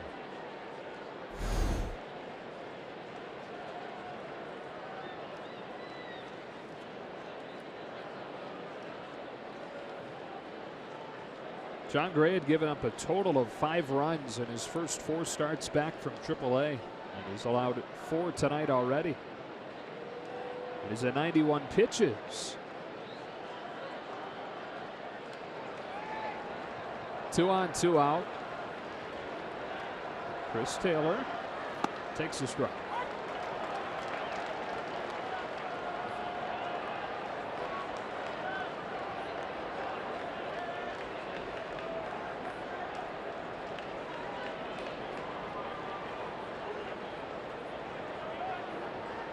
Action down in that Rockies bullpen.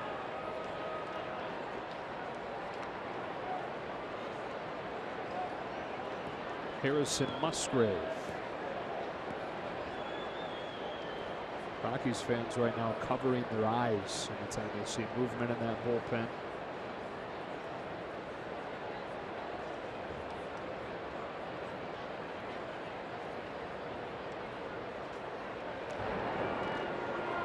Quick throw over there.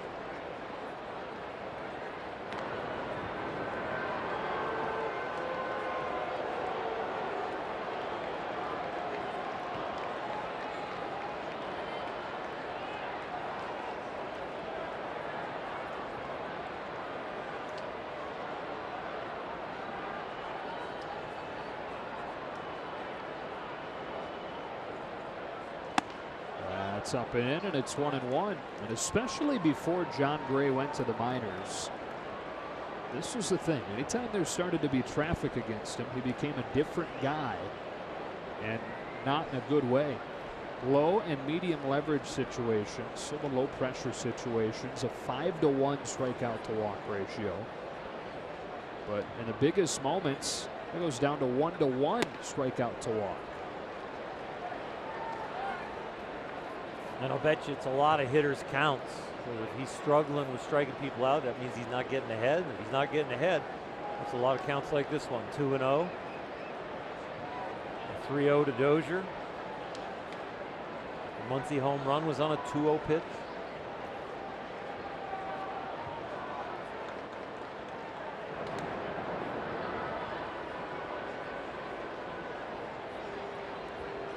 It's not just a strikeout to walk ratio, but the opponent's average goes way up.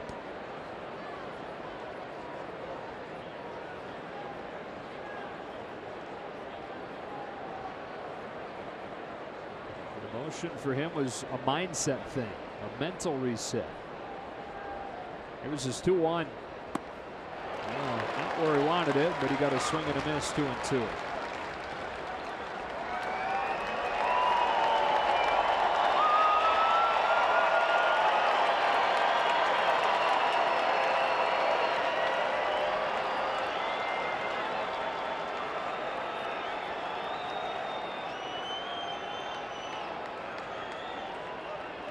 Dozier at third, Bellinger at first, and Gray to the plate. 2-2. Bellinger runs and a foul.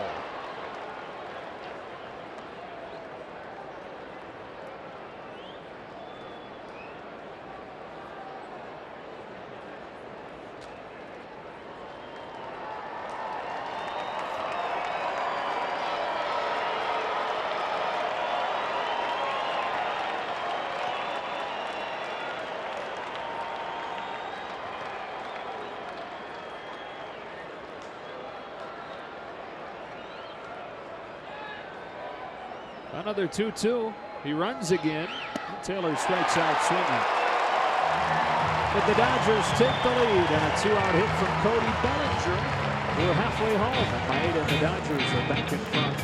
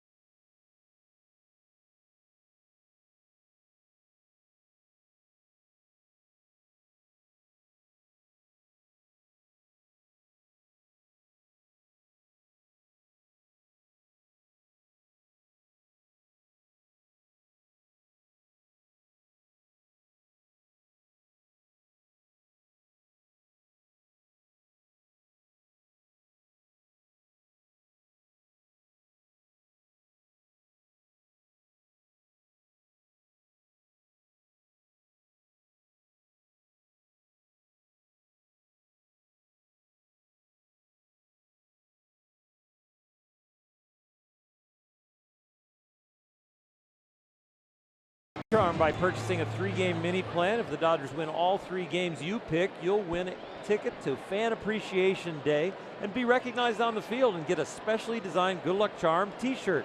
Visit Dodgers.com/mini-plans. Back at Coors Field, good chance John Gray's night is finished.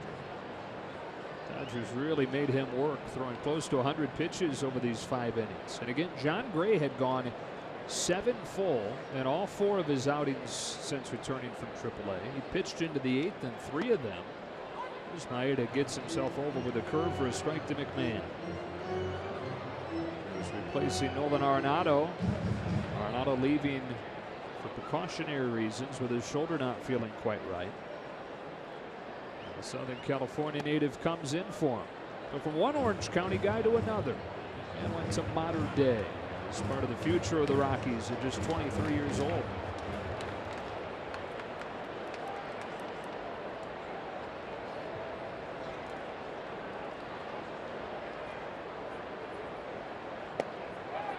There's a change up.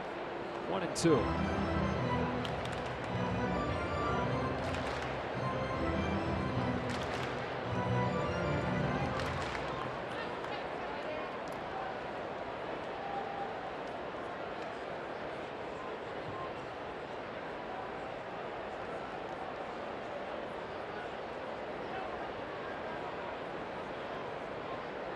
Get the lead. You want that shutdown inning. They had the lead in the first, couldn't hold it in the bottom of the first. And back to the change up and do soft contact. Jock Peterson out there.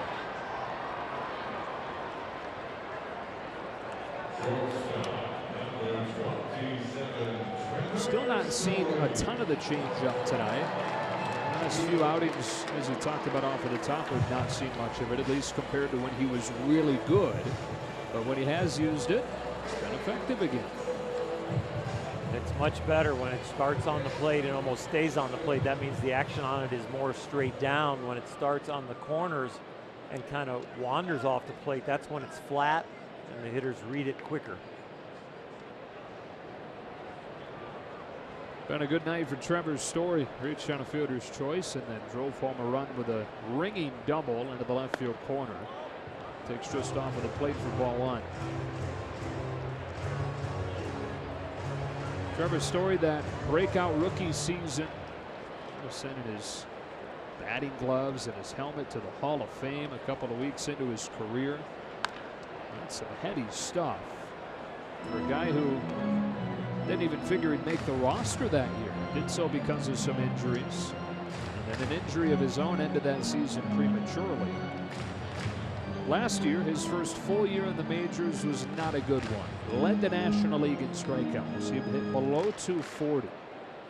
And he had a strong finish, but it's not the kind of season they had anticipated for him. So this has been a big bounce back in 2018. Takes a strike, 1-2.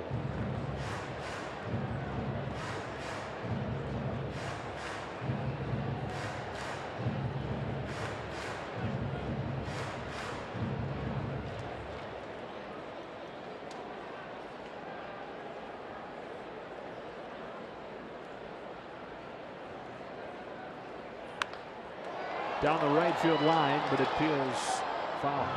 Well, Trevor went home, tried to lock in that feeling that he had to finish last season. Worked tirelessly on his swing with a guy that knows his swing better than anybody. It's an old Little League coach of his. Become incredibly close. In fact, Story was a groomsman in his old Little League coach's wedding.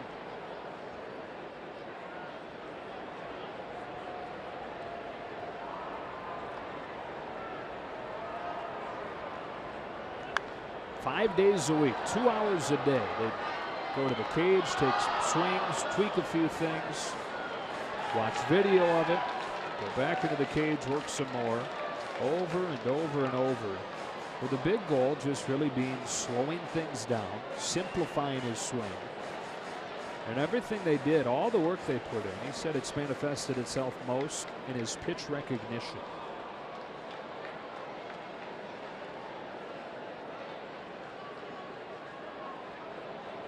Waits on another 1-2. And takes it in the dirt.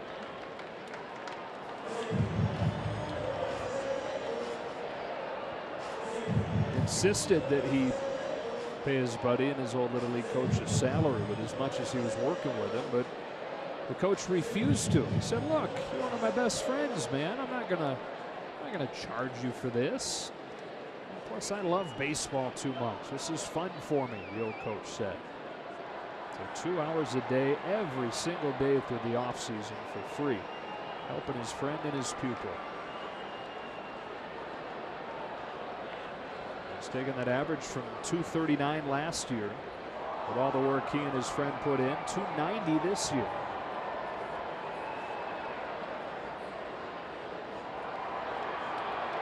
Two-two pitch, full count. A lot of times pitch recognition is the stability of your head, which stabilizes your eyes. Your eyes aren't going up and down. They're not going from being still to kind of jumping at the hitter or the pitcher. So you want to make all those adjustments in your swing, make the swing feel good, but also keep your head stable.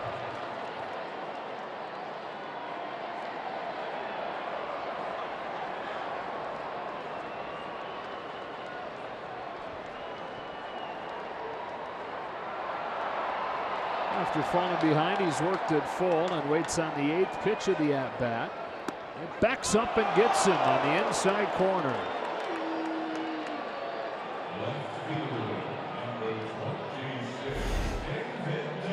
He doesn't recognize this one, but he is feeling better at the plate this year. Put all that work in, but doesn't guarantee success. Maeda with his 5th K, 2 gone in the 5th. And David Dahl.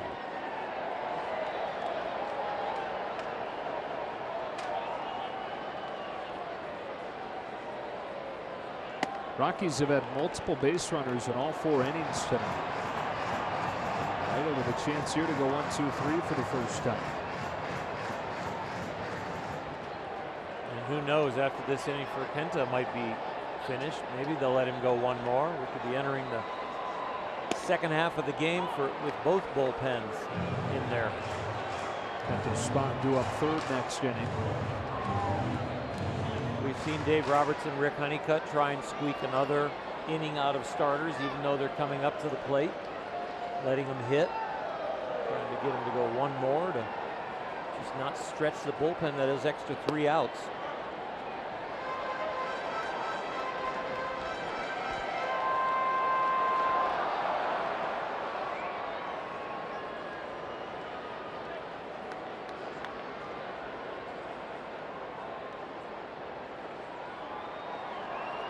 Maeda to Dahl with a 1-2 and a change taken in the dirt. 2 balls, 2 strikes.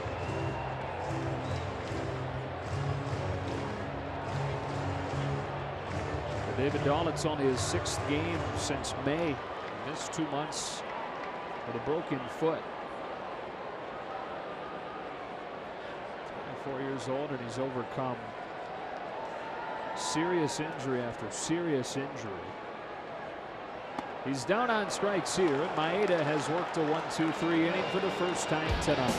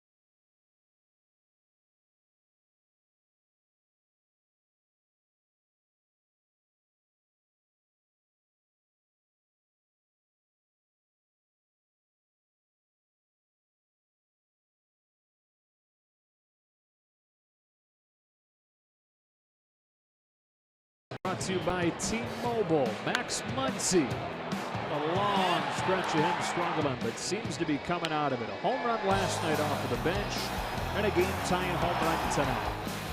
You know, power hitters, you expect them to be streaky, but I don't believe that with Max Muncy. The way he commands the strike zone, the swing, the compact approach to his hitting, when he went into this slump after what we saw for such a long time, it was very surprising.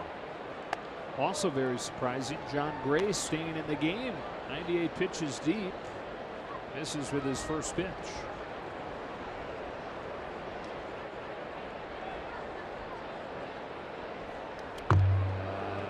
This is bad here. 2-0. But the fact that he volunteered or was asked, how do you feel? And he said, I'm fine, lets you know that the mentality has gotten stronger. A lot of pitchers that have been through the pressure and dealing with the mental anxiety that he has would kind of bail out. First sign they get to having an opportunity to get out of a tough situation. But he said, no, I want to go back out there.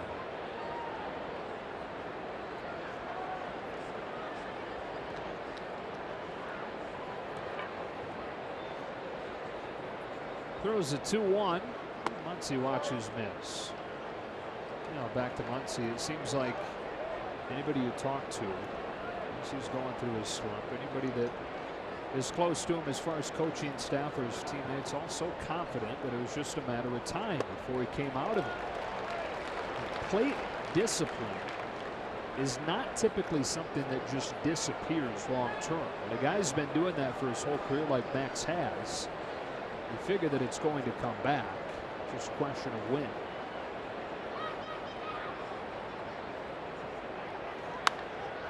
Rifles one to left that sends it back to the wall and off of the wall. Muncy sprays it off of the left field wall and has a double.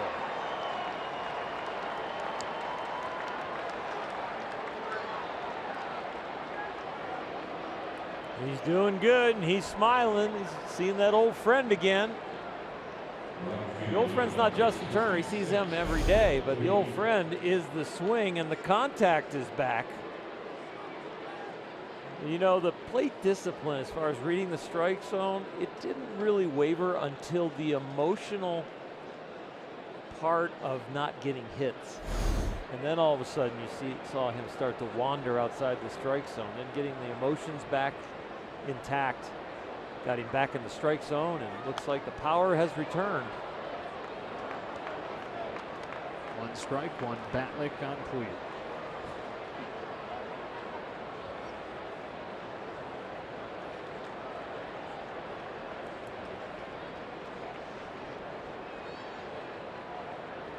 And tonight is on deck. So perhaps both managers understanding what this ballpark can do to a bullpen and pushing their starters as far as they can.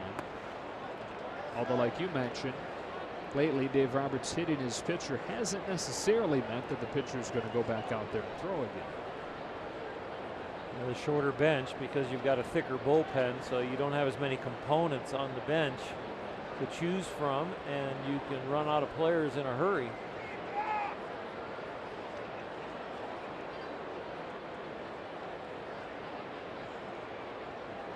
On a 1-1 pitch, Yasiel Puig shoots a bouncing ball to second.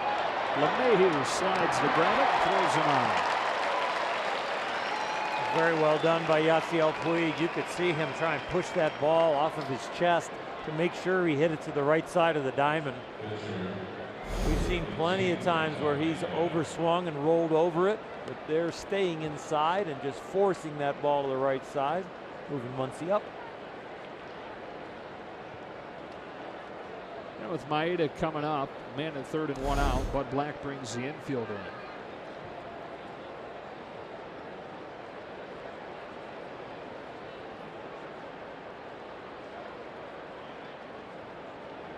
in. Kenta takes ball one. He's got a hit tonight. Dave Roberts has twice on this road trip squeezed with Austin Barnes both times a couple nights ago. They were 1 for 2 in those tries. A little more obvious of a potential squeeze situation here, though. The pitcher up there. 1-1.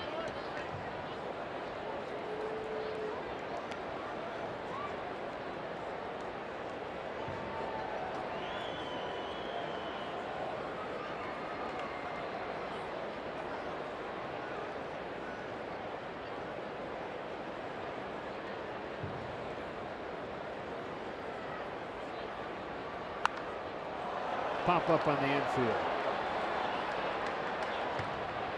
Ryan McMahon's got it. Maeda's the second out.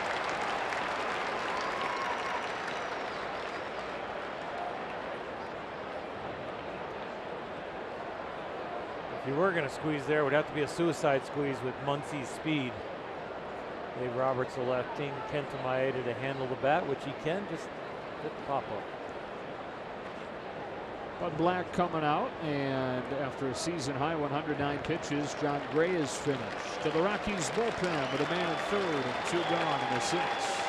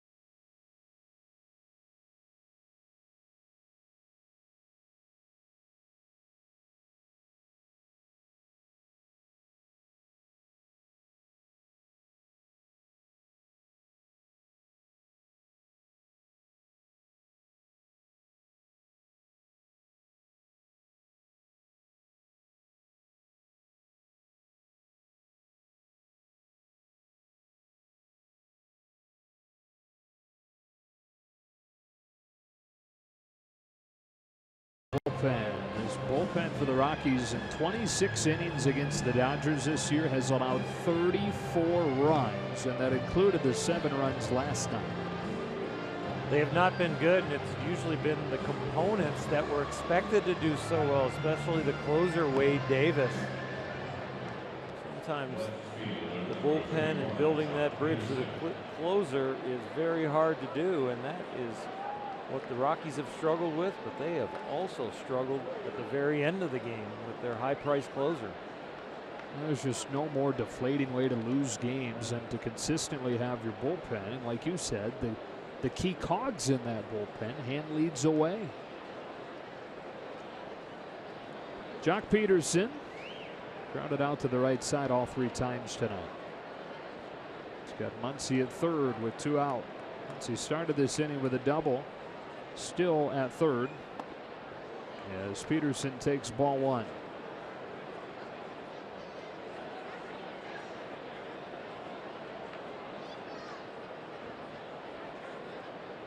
As wacky as games are here, it feels like an important run on third. Peterson with a nice take, 2-0.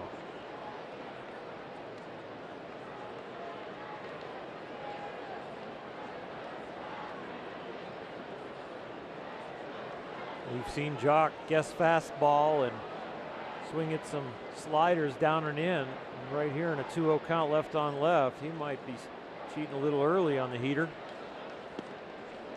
Yeah, looked like he was. He got a slider, but he was definitely taking a shot. And Jock has had that approach lately. He's starting to open up his swing a little bit, but his mechanics are not breaking down. It doesn't seem like just a flail that he's just trying to swing the bat as hard as he can. It seems like he's got a very nice educated approach in the midst of guessing. High fly ball to left field. Dahl is back on it to the warning track with room. Side retired. Dodgers unable to take advantage of a leadoff double in the 6th.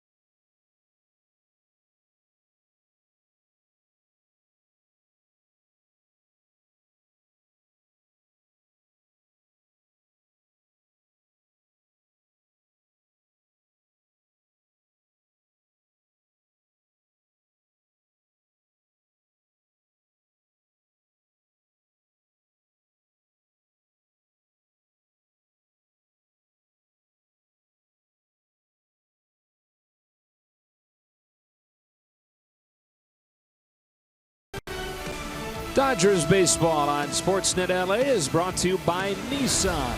Choose Nissan today for great offers on our most exciting lineup ever. Shop ChooseNissan.com. We're back in Denver, where the Dodgers have taken a 3-1 deficit and turned it around to a 4-3 lead. Kenta Maeda at 88 pitches, back out there for the 6th.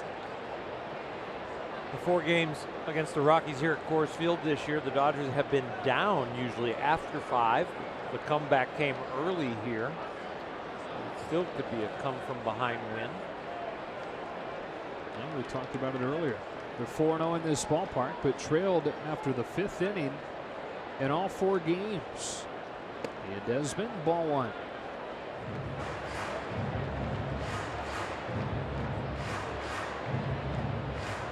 Rockies with the 3 runs on 5 hits, 3 walks against Maeda.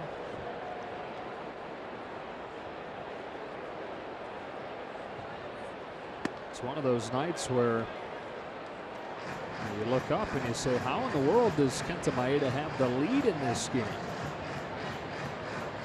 All kinds of traffic. Now, Maeda worked a 1-2-3 fifth, but prior to that, the Rockies had had multiple base runners in every inning.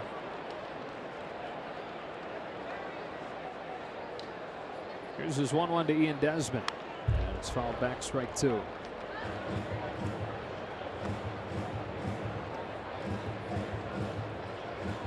Final in Cincinnati, the Reds 3, the Diamondbacks nothing. So the Dodgers, for the moment, a half-game lead in the division.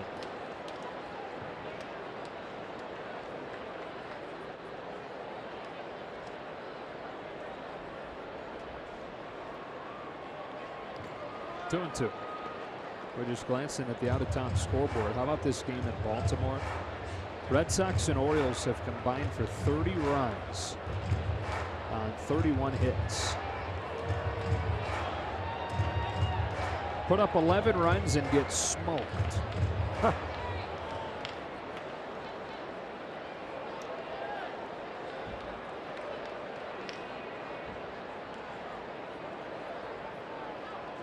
Two pitch.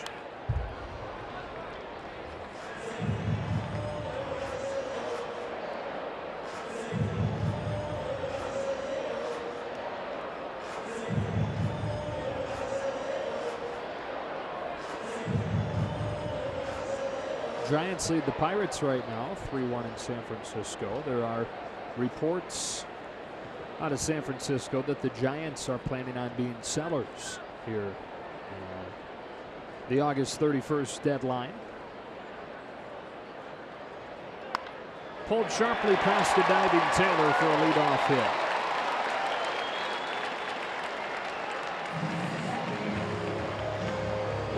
Celebrate the purple and gold with the boys in blue during Lakers night on Wednesday, August 15th, when the Dodgers close out a 3-game series against the Giants. This special event ticket pack includes your ticket to the game and an exclusive Dodgers-Lakers baseball tee. Tickets only available at Dodgers.com/Lakers. Leadoff man on for Iannetta in a 4-3 game in the 6th. Chris is 4 for 6 in this series. A key home run last night.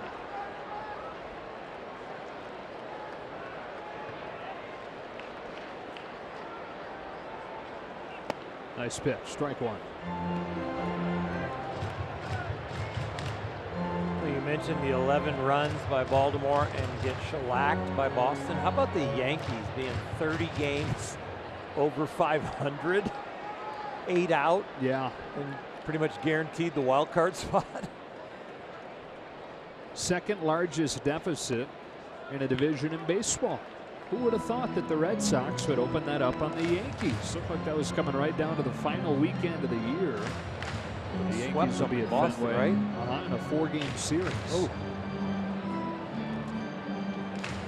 It's got to be the best record ever to not win the division and end up a wild card. Or to at least possibly be that far out. Yeah.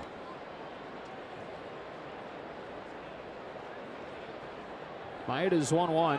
Runner takes off and no throw from Grandal. So the tying run is in scoring position as Desmond steals second. We are seeing a different personality to this Rockies offense. Bud Black just not sitting on his hands saying, okay, we're going to wait for the bats to come around and the runs here at home. Coors Field, usually known as a place that you don't run because you want to make sure every hitter has an opportunity to swing the bat here. 3 bags tonight.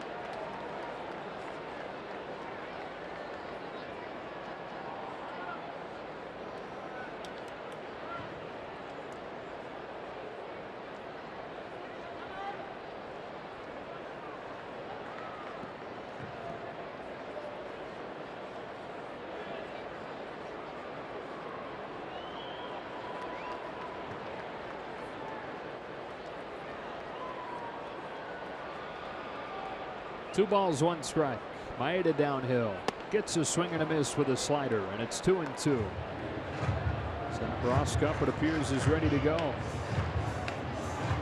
Usually if you have a right-handed starter on the mound, if you're going to go to somebody earlier than the 8th inning, it's probably going to be a lefty that's your first choice. If you got a left-handed starter, a lot of times the first choice prior to the 8th is going to be a righty.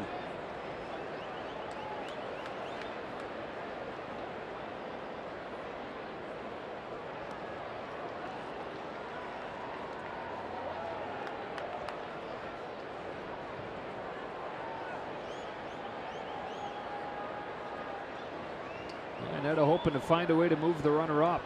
Iannetta would love a strikeout here. The 2-2 went back to the slider, and Iannetta took it. Full count. That's a take that we haven't seen the Rockies make in a while, especially since the All-Star break. They are used to expanding the zone when all of a sudden they start to set the table. Iannetta with some good discipline there. That definitely creeps into your head if you've been scouting your opponent to be and you realize what do they do with nobody on, nobody out? What do they do with runners in scoring position? Sometimes you'll see the patient hitter all of a sudden become aggressive, and you'll see the aggressive hitter shut down.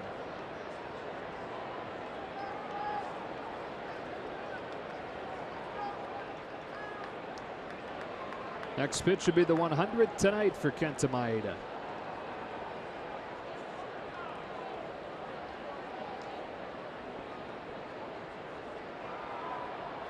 A 3-2. Got him swinging.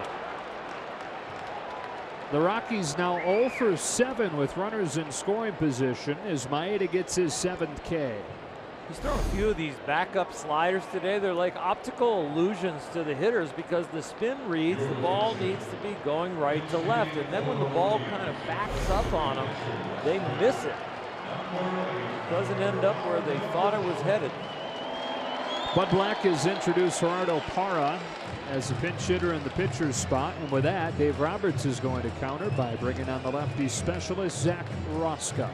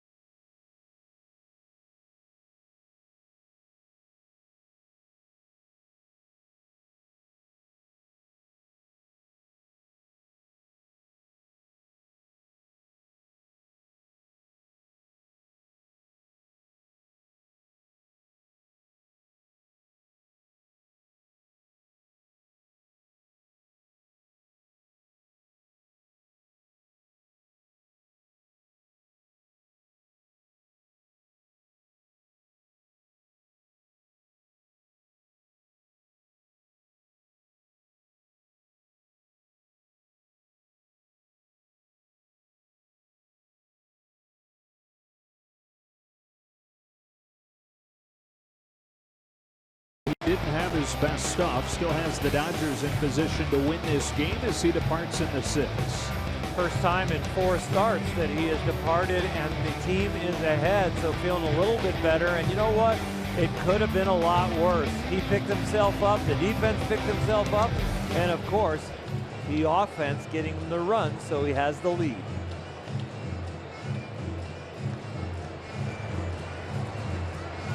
So responsible for Ian Desmond at second is Zach Roskop, who spent last season with the Rockies and opened this year in their organization. Comes on in a big spot here, lefty-lefty for Parra.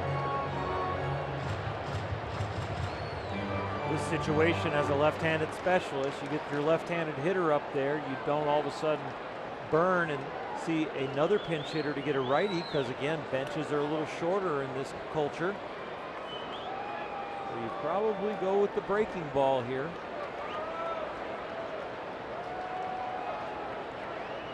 So here we go with a tying run in scoring position. Roskop misses with his first pitch to his old teammate Parra.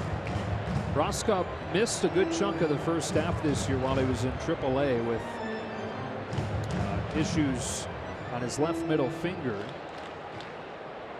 When he was pitching, he was very good at an ERA around 1 and a hitter-friendly AAA. Came to the Dodgers. 4 scoreless outings before going on the DL with a similar issue. And they gave up a few runs in his first game back against Houston last weekend.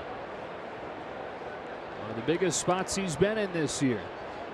1 ball and 1 strike. You're probably going to say that about a few guys with the trickle down of no Kenley Jansen in the coming weeks. Not only will they be coming into games later, they will be coming into games where the score is at a different balance. Maybe used to coming in when the Dodgers are down by 2 or more. Maybe used to coming in and maybe a tie game early. But when you're ahead or tied and it gets later, it's different. He's ahead of Parra 1-2. Opponents from the left side against Zach Roskop in his career, 141. I said before he threw a pitch to Parra that he'd probably go with the breaking ball, but they went 2 fastballs and then got the slider, the big sweeping slider. It just meant that that would be the out pitch, because a left-on-left situation, the reason Dave Roberts and Rick Honeycutt brought him in is because they like the advantage of the left-handed breaking ball to the left-handed hitter.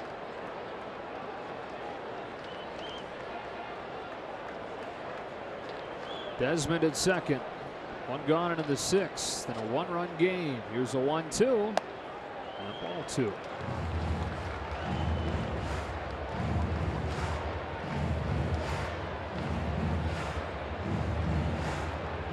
It looks like they're trying to elevate the ball to Parra, especially on the inner half, and he's just kind of pulling it wide. The wide one that did hit the target was the breaking ball.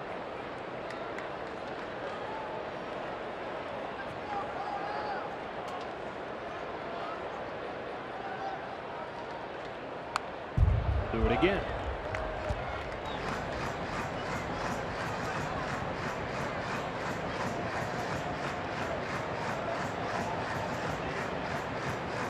Gerardo Parra in the month of June was one of the top 5 hitters in the National League, above 350. But July and August hitting 230. He's come back down to earth. Here in his 10th Major League season. Waiting on a 2-2 and swinging and missing for strike 3. Roskop back to the breaking ball to get him. 2 gone. He went opposite of his personal splits. His personal split says 60% breaking balls to left-handed hitter, only 40% fastballs, but they flipped that equation, stuck with the heater until they had convinced them they're going to throw him a fastball and then fooled him with the breaking ball. And he'll stay in with another left-handed hitter coming up here in Charlie Blackmon.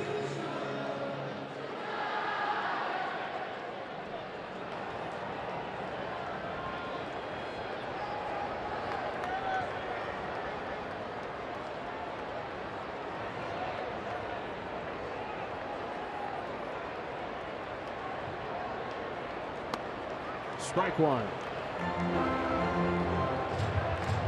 2 left-handed hitters in a row, 2 different sequences. Carr got 2 fastballs in a row to start the at-bat.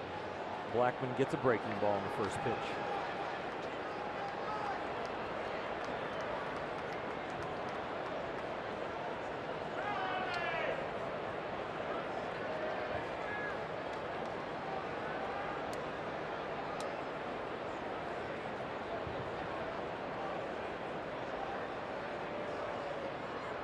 On an 0-1, Blackman takes a little bit up and in. Ball on a strike. It's the first fastball in that he's really executed to the exact location he wanted to throw it.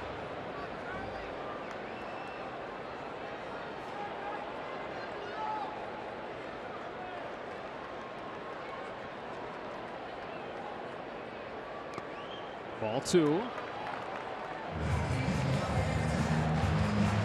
Hitting the walk tonight for Blackman, who's really been struggling. DJ LeMahieu waits on deck.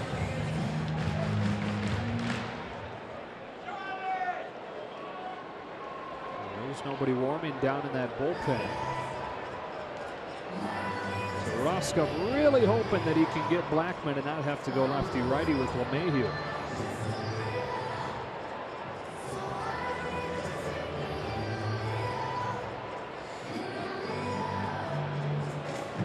One of the songs of the summer here, huh? In the middle. When there's a mound visit, meet me in the middle. Yeah, I suppose that's why they did it. It's also Jock Peterson's walk-up song. That's right.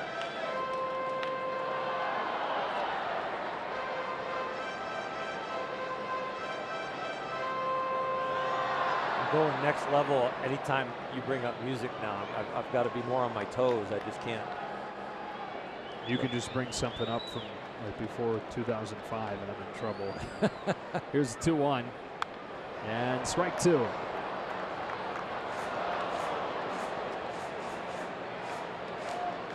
Maybe we can get Dieter Rule to come on the road with us. That'd be fun. Set him up with an organ in our booth. Yeah. We would just go over the airways for us. Kind of drowned out the local in-stadium organ music. DJ. Bring the DJ with us, too. Roscup delivers 2-2 and strikes out Blackman. Grandal to throw it down to finish the inning. And how about that from Zach Roscup? Striking out a pair of left-handers in Parra and Blackman to keep the Dodgers in front 4-3.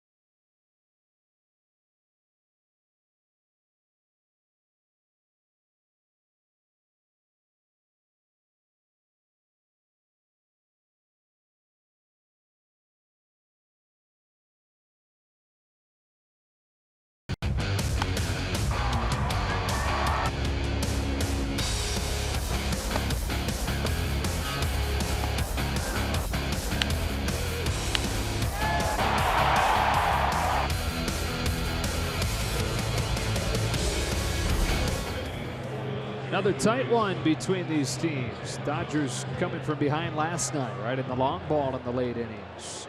5 of them over the final 3 innings. We've still got 3 innings to play in this one as Jake McGee comes on with the Dodgers in front 4-3.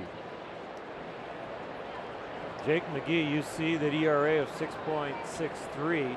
It's even worse just here at Coors Field. It's 8.31. 17 1/3 innings pitched, 16 earned runs. And he's one of the guys they signed to a big contract this offseason. Part of the order. Turner, Grandal, and Dozier. He's at the knees with strike 1. McGee has been here, but they retained him with a 3-year, $27 million contract. And between McGee, Shaw, and Davis, the Rockies invested more than $100 million in their bullpen, which has been their single biggest issue as of late for much of the year. Turner chops one past him. LeMahieu well positioned. 2 pitches to get the first out of the 7th.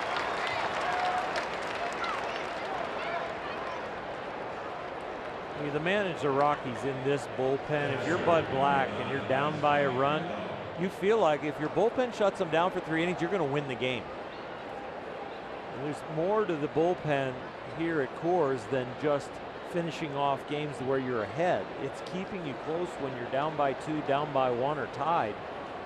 You are the main component to probably winning the game because the offense comes a little bit more naturally. Strike 1 on Grandal. Gets to bat right-handed here. That's been a topic of discussion the last couple of days. Dave Roberts very pleased with the growth of his right-handed swing. Combined with Austin Barnes' continued struggles. More and more time for Grandal against lefties. 1 ball, 1 strike.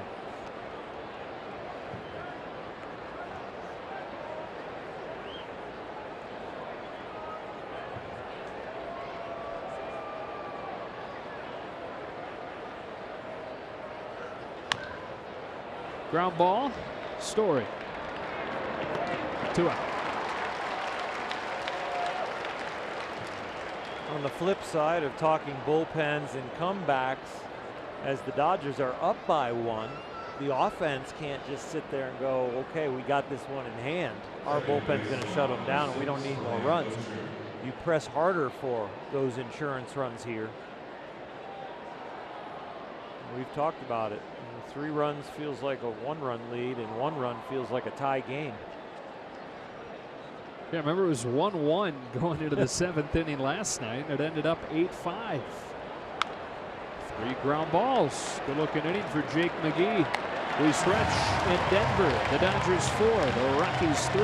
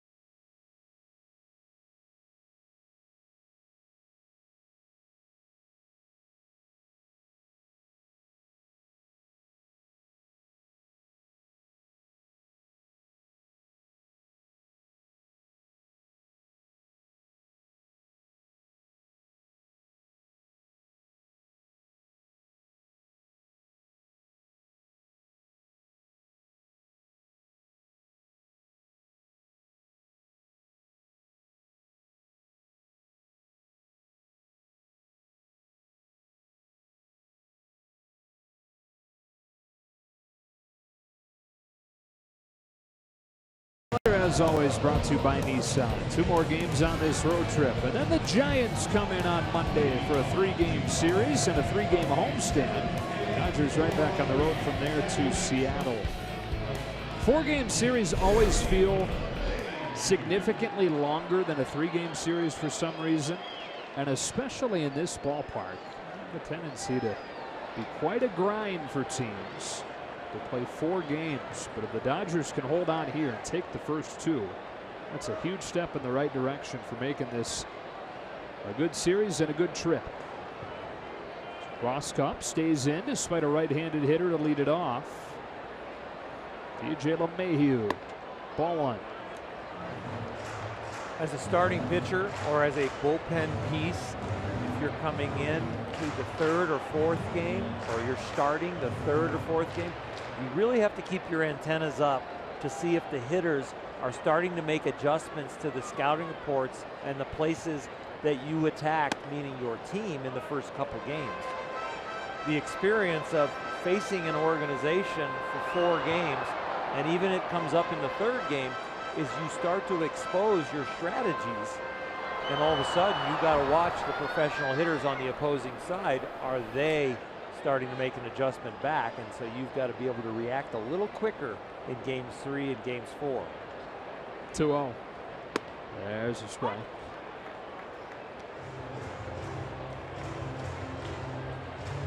Then there's the added dynamic, like you're talking about in this park, where every little mistake is magnified.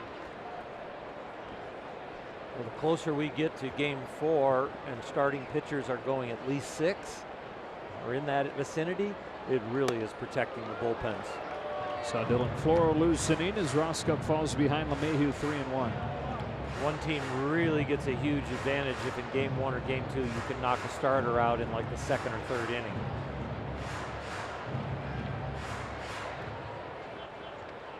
And you could see both managers fighting that urge tonight, with neither guy looking particularly sharp early. On a 3-1 pitch, LeMahieu swings and misses 3-2 as Roskup touches 93 with a fastball.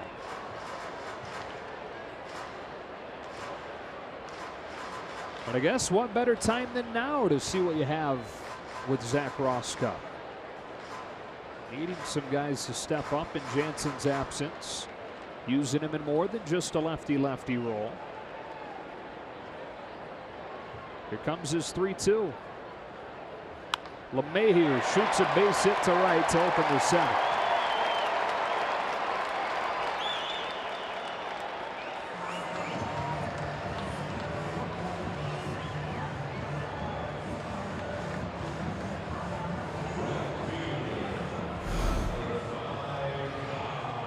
LeMahieu does another nice job. It looks like the front side and the approach with the kick leg in his swing is bailing, but he's done a nice job clearing that front side and just pushing the bat through the hitting area for a long time.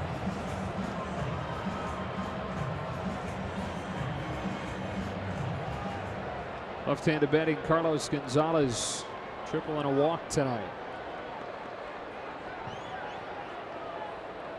Dodgers 4, Rockies 3. Roskup deals. Just misses 1-0. Consistently tight tonight from James Hoy.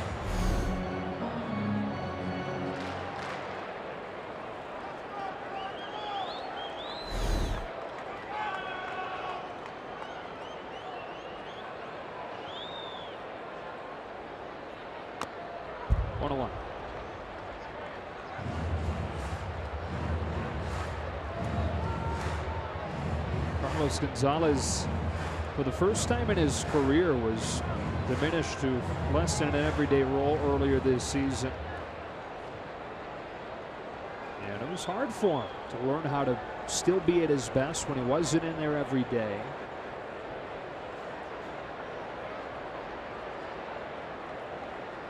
See that big leg kick he's got? It's a hard thing to kind of feel good when you're not playing every day. The timing of that was throwing him off.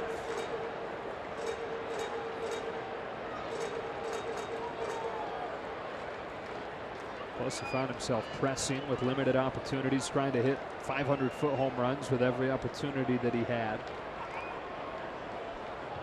But he's gotten right. Nice stop over there by Muncy.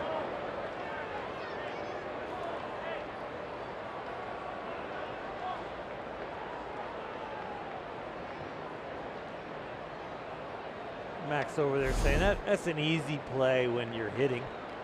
Yeah. You know, oh hum, don't worry about big guy, got you.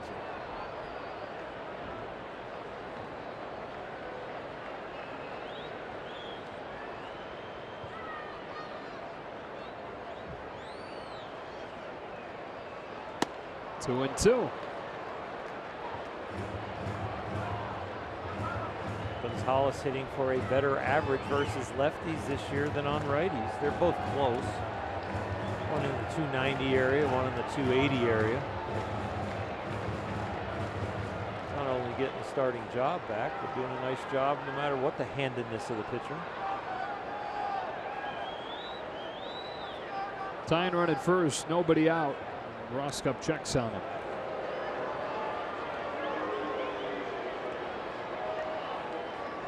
A little deeper concentration on the running game with these Rockies that have already swiped 3 bags tonight.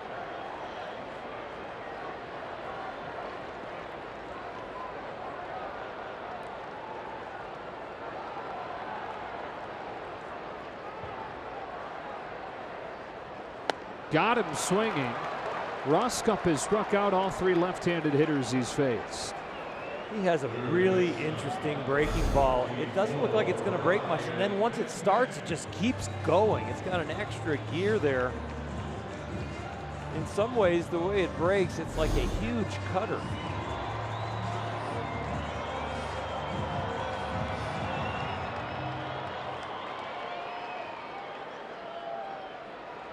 Ryan McMahon, if you happen to just be joining us, McMahon is in this spot because Nolan Arenado left with some kind of shoulder injury.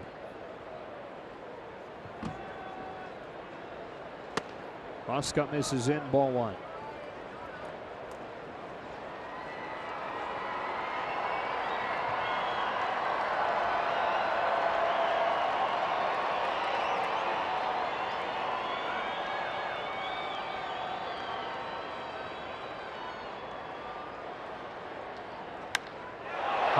Fly ball, right center field. Bellinger to the wall. It's gone, and so is the lead in the 7th.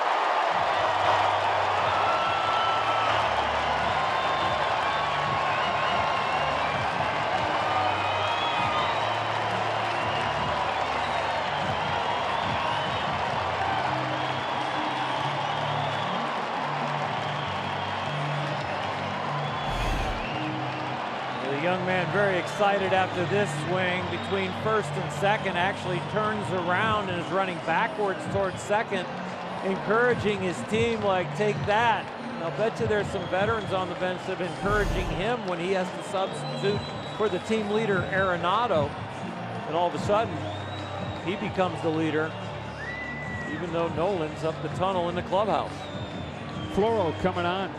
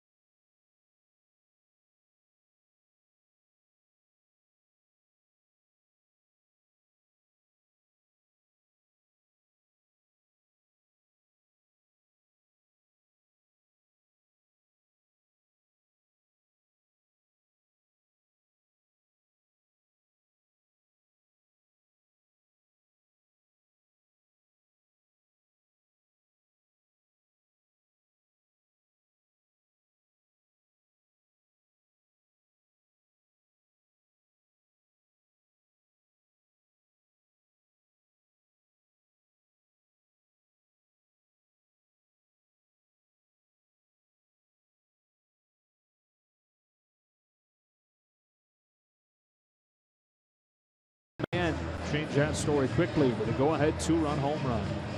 And Dylan Floro is one of the first names that comes up as important pieces with Jansen out. Comes on. Dylan has really shown a lot of poise and the ability to execute his pitches no matter what the situation. So what you get with him is a guy that you really feel good about the pulse that he brings into the game. And one of the most important things for a manager and a pitching coach when they bring somebody through the bullpen gate is they feel like they're getting the same effort and concentration and poise.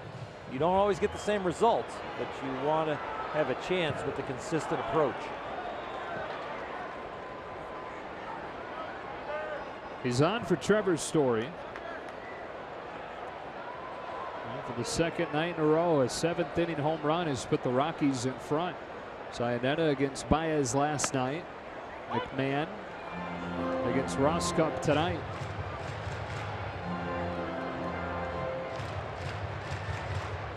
As last night also proved, a lot of baseball to be played still.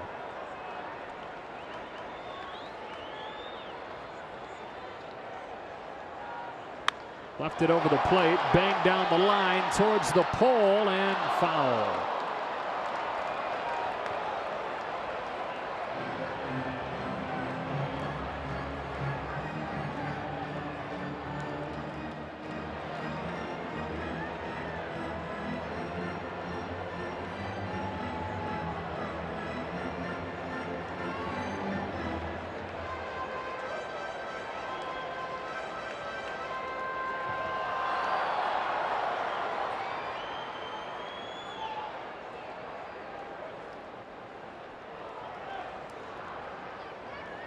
So now an 0-2. And another foul ball. Story spins himself into the ground there. Super strong individual that can swing the bat hard. Just the spikes slipped a little bit.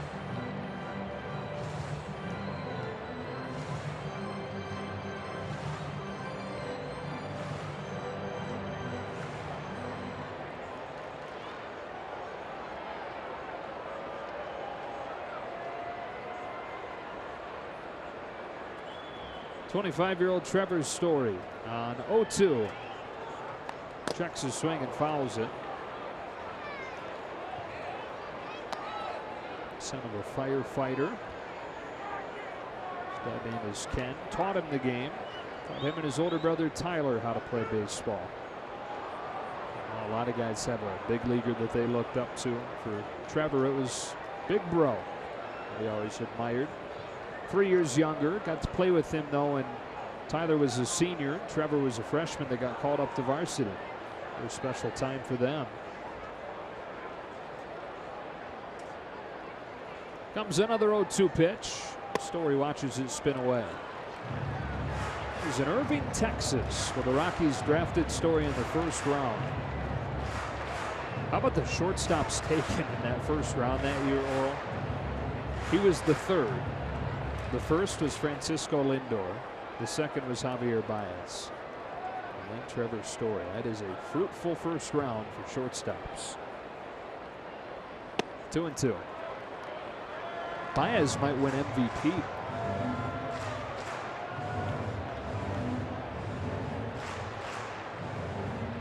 Arenado goes down for a while, and this guy continues to stay hot, and the Rockies find themselves near the top or at the top.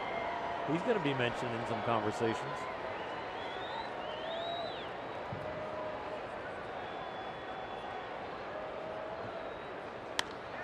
Driven to right center. Puig to the track with room.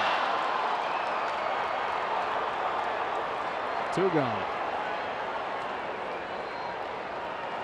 A good example of why Trevor Story is better, though. Took 2 sliders low and away, jumped off the plate to get to the opportunity to hit that fly ball that's almost out of here. Then he gets one almost center cut and up, and it was very close to adding to his statistical totals.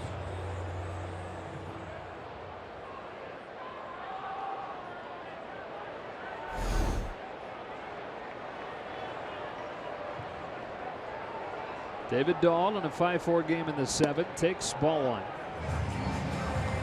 it's going to be an interesting race again in the National League for MVP. It was last year too, very tight. Stanton, Goldschmidt, Arenado. It was ultimately Stanton that won it. 2-0. Stanton no longer in the equation, obviously. Now the Yankees. You got to look at Freddie Freeman. If you can take a guy from a losing team, Matt Carpenter, Arenado, Baez. 2-1.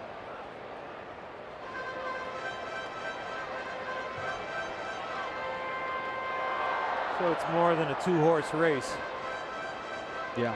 It'll be interesting, and there'll be people, whoever gets named, if it stays that close, that feel like they get ripped off, and there'll be reporters from each of those towns saying why their man deserved it and didn't get it.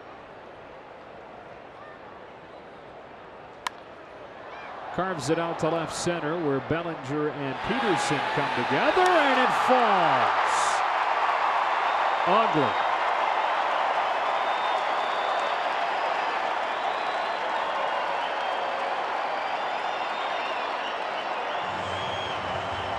Seems like they both know why it was missed, because they are not talking about it. They're just walking back to their positions.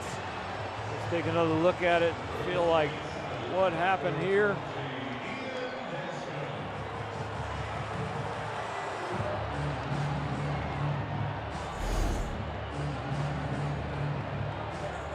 The blame's probably going to fall on Cody, but neither one of them was very aggressive in taking command and control. So now Dylan Floro tries to bail him out with Ian Desmond coming up. Rockies have a 5-4 lead on the home run from Ryan McMahon, and strike one on Desmond.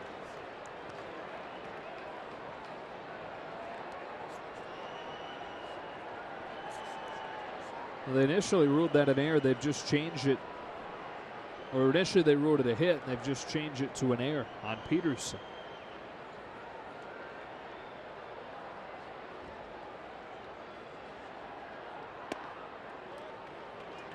Just low, 1-1.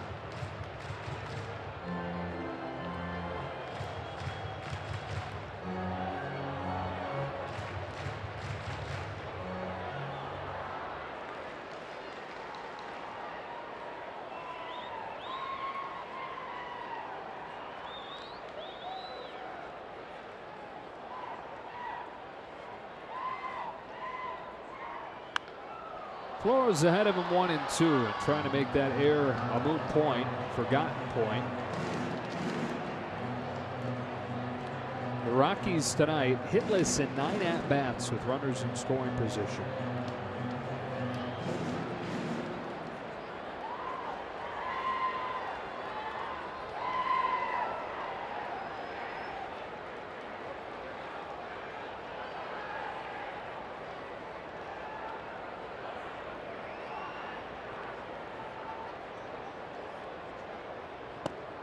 Two and two.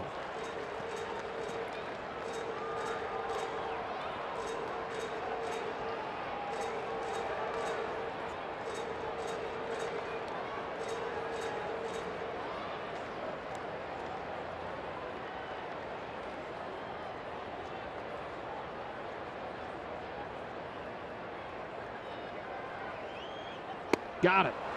And the inning is over. But the Rockies have taken the lead with a home run from McMahon. And after 7, the Dodgers going to need some more late magic like last night.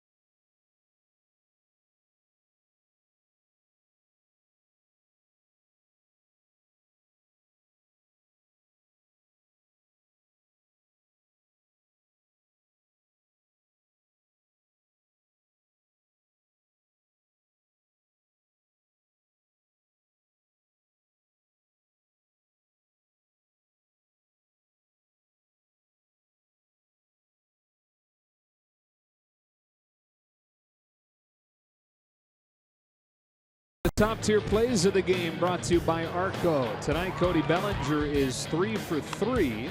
And going back to last night, he's 5 for his last 5. He is definitely hot, and he's hitting for average and power. And boy, does he have such a stable approach right now to hitting and feeling very comfortable in that box. Well, already some symmetry to last night's game, and that the Rockies use a home run against the Dodger pen to take the lead in the 7th. See if Cody can provide some more symmetry to last night. Remember, he tied the game with a home run in the 8th last night.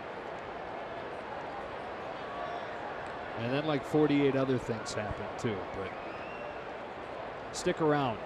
Strike one from Jake McGee. McGee on 6 pitches worked a 1-2-3-7.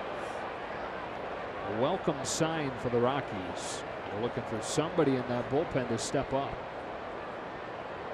Sweeps one outside, 1 ball, 1 strike.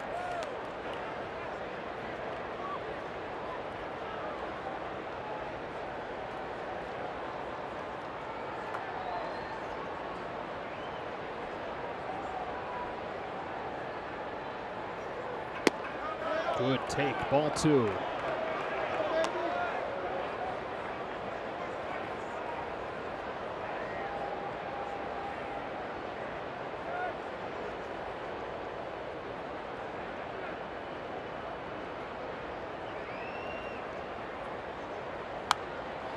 Healthy cut, fouls it off 2-2. Taylor and Muncy to follow in this inning, and remember, off Dave Roberts' bench tonight. He's got Machado and Kemp and Hernandez and Barnes.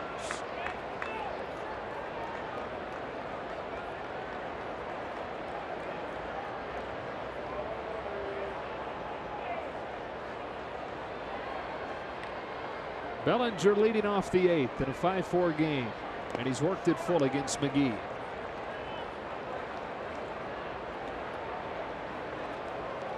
He's got the batting gloves ready to go.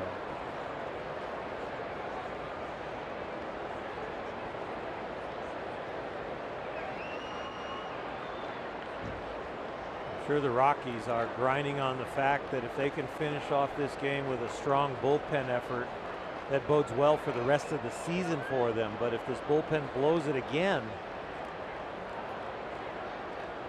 Bellinger stays alive. They're going to be crushed. Yeah. Because really, them going and climbing to the top of the National League West might hang on the bullpen and the bullpen alone. Because the offense and the starting pitching cannot make up for a bullpen that falters the last 3 innings of a game. They can set it up for them, but they can't finish it off for them. Another 3-2, and Bellinger fouls it again. And you know, as soon as something starts to go wrong for the Rockies here in the 8th of the 9th, the thought's going to crawl right back into the front of their minds.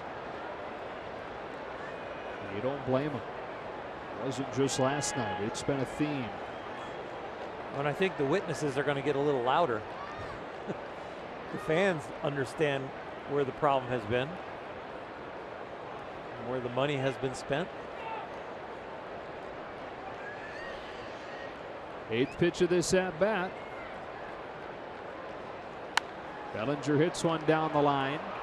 It'll slice its way to the seats. This is a great at bat for Cody. This shows even more than the hits how locked in he is in. He's fouling off the fastballs to the correct side of the field as he's reading the pitch. He's laying off the breaking balls, showing that he's not chasing and opening up and almost guessing. A very professional at bat.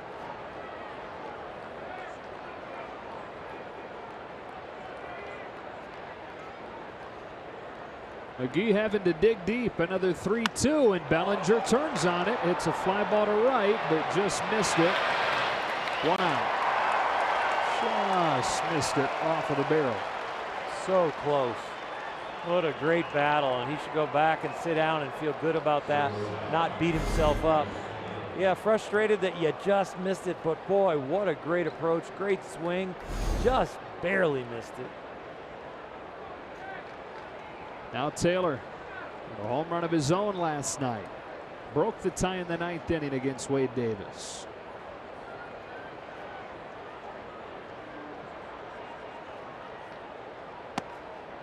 Ball 1 from McGee, who needed 6 pitches to work a 1-2-3-7. Needed 9 pitches to get Bellinger. And so action again down in the bullpen. Scott Oberg gave up 2 home runs last night. Taylor fouls it back 1-1. You know, in some ways, when people in your bullpen, even your starters that are slumping, and all of a sudden they have a good outing, you want to get them up the tunnel, build their confidence, get them out before anything bad happens so I can get them on a roll. But Bud Black right now, with the way the bullpen's functioning, he's got McGee getting outs, and he'd love to get him up the tunnel, but he's stretching him as far as he can because he doesn't know what else he has. Good pitch. Working with the hot hand right now. Hasn't been hot very long, but it's the hot hand tonight. Relatively long for the way it's going for them. You're right, though. Jake McGee only once this season has worked 2 full innings. Here's his 1-2. And it's just up and away to even the count.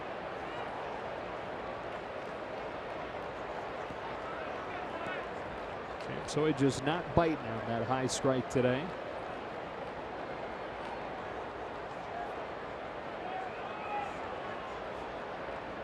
On a 2-2 pitch, in a 1-run game, Chris Taylor puts a line drive to center. Blackman moves over to catch it. 2 out.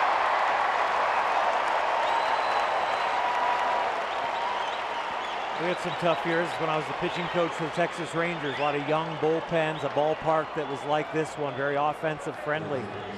And I was the pitching coach for Buck Showalter. And when we get to the 7th inning with our rough bullpen and we were ahead, he'd get out 9 sunflower seeds and he'd eat 1 with every out. And he'd love to glance over and have less seeds to eat and still look up at the scoreboard and we were ahead. That's great.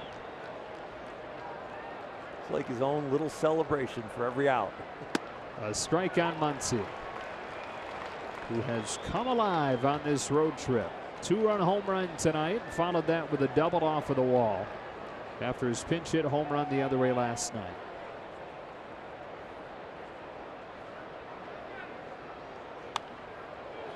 Oh, 0-2. He is back, and he is swinging the bat with confidence and accuracy. Oh yeah, and don't forget about the power. That home run, and then almost one the opposite way, but turns into a double.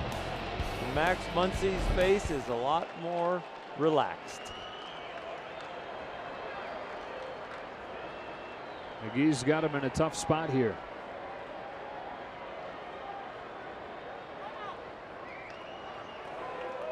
Got a timeout, and he definitely got to see Ionetta over there in the right-hand batter's box. Wonder if they will switch the location now.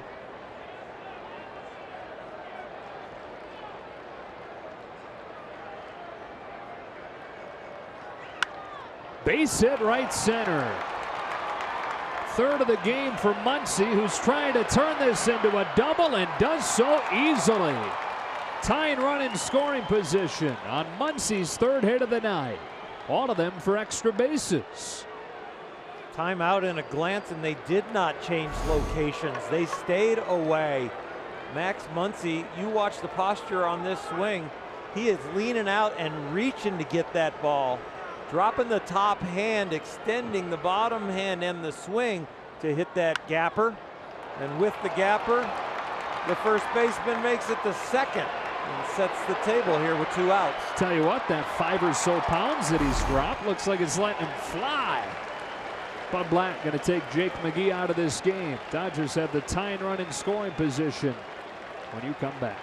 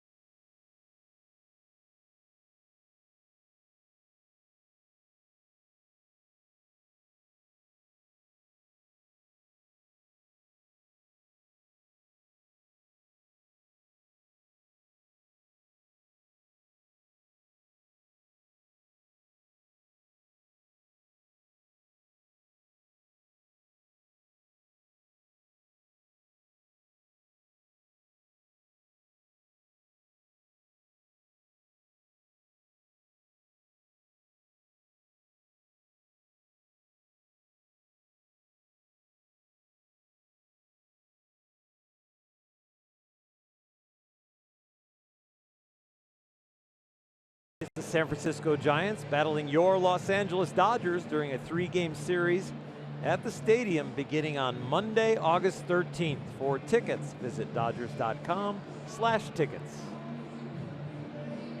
Scott Oberg, who gave up the 2 pinch hit home runs last night to Peterson and Muncy, is on for Yasiel Puig with a tying run at second and 2 gone in the 8th inning. For Oberg, a short-term memory will be very useful tonight. You get the same uniform, a few of the same players. It's your head right here. You know, at what point do the splits become enough where you start to pitch a guy like that? Because Yasiel Puig has been a reverse splits guy this season pretty drastically, yet Bud Black brings on a righty for him. And he cuts and misses at the first pitch. I think it's something you definitely consider. I think that's the next level when we get to data and all the things that we're breaking down is shorter term decision making compared to over a course of a career, over a course of a year, first half, second half, last month, all that. And then weighting that with individual players. Are they guys that approach the game for a long period of time the same exact way, or are they guys that adjust?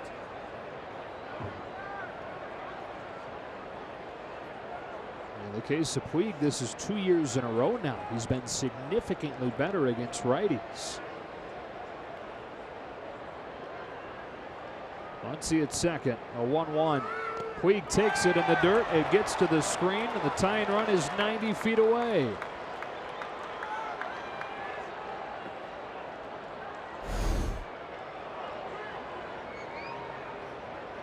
This ballpark can be like a haunted house. Sometimes you just don't know when anything is just going to jump out and scare you. So you got a 2-out double, you got a wild pitch, you could have a tie game pretty quick.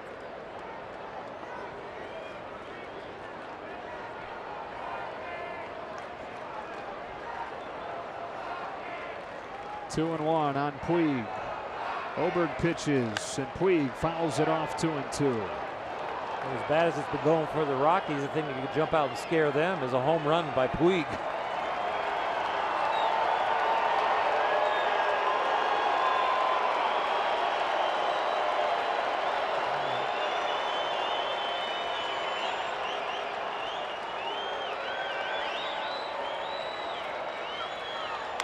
Bouncing ball up the middle. Story behind the bag to get it. He throws him out. Dodgers leave the tying run at third to the bottom of the 8th, 5-4.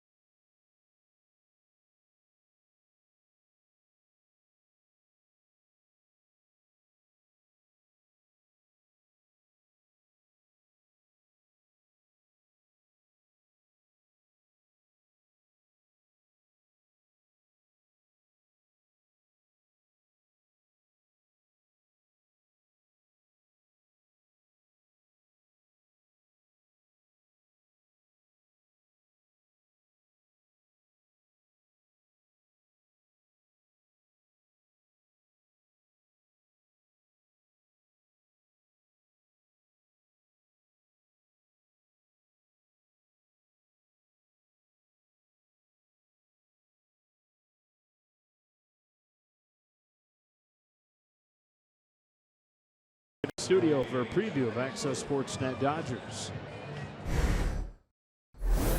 All right, thanks, Joe. The Dodgers down by 1 going to the bottom of the 8th inning. Jared, they're going to need some 9th inning magic for the second straight night. Yes, they're going to have to pick up the bullpen, but I have faith in them that they will in the 9th. All right, these two guys will break it down after the game, plus a reaction from the clubhouse. Stay with us. All right, guys, got some changes for you. Manny Machado into the game at shortstop and will be due to lead off the next inning. That slides Chris Taylor to center and Bellinger from center to right. And on for his second game is the Dodger John Axford, trying to improve upon his first outing, which he called the single worst of his major league career.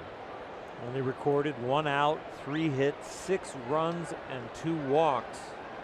It should be easy for him to turn the page from that, because that was nothing like his abilities. Came over from the Blue Jays at the deadline. Veteran to face 8-9-1. Chris Iannetta takes ball 1. So looking ahead to the 9th inning for the Dodgers, it'll be Machado, Peterson, and Turner.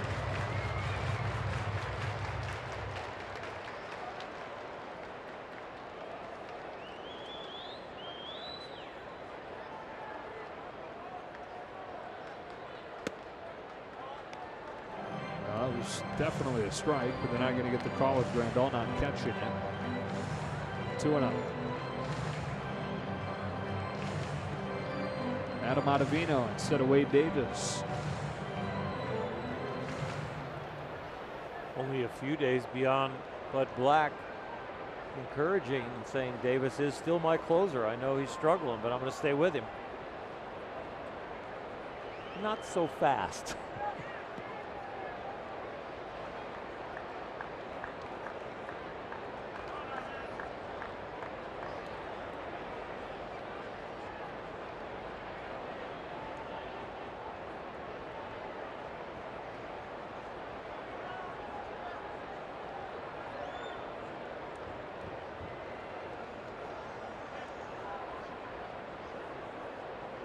Axford home with a 2-0.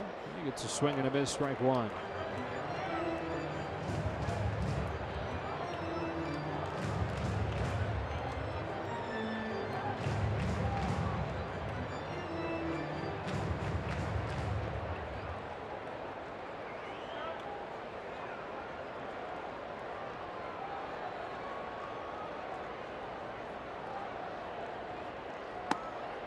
Backed up on him and missed.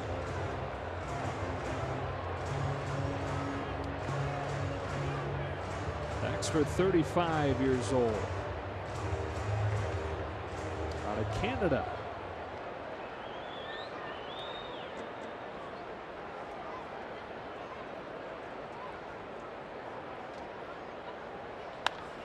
Iannetta muscles one to left center field. Peterson won't get there. Iannetta's got at least 2. He'll chug his way for third.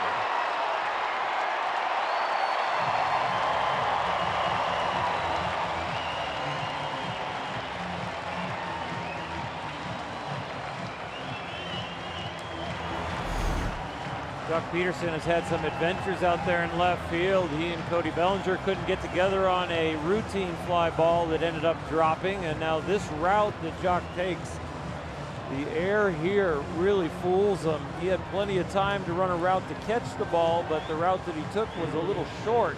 Ended up running a J route back to the wall. And Chris Iannetta has his first triple in 6 years. To lead off this 8th inning, prompting Dave Roberts to pull the infield in. And Pat Malay could have come up to hit.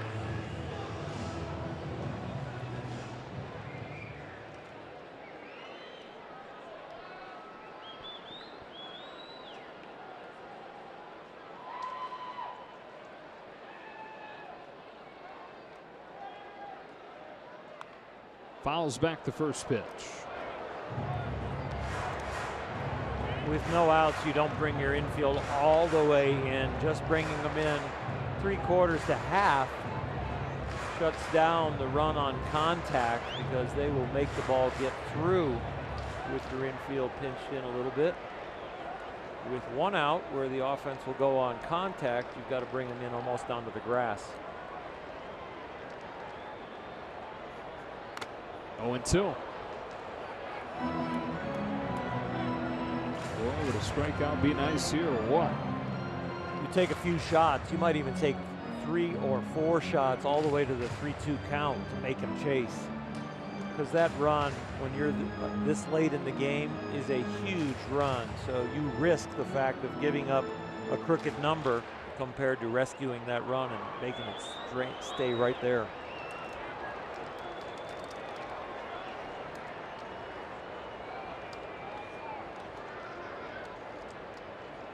Axford's 0-2. Got him with a fastball to the corner at 97. It's an outstanding pitch.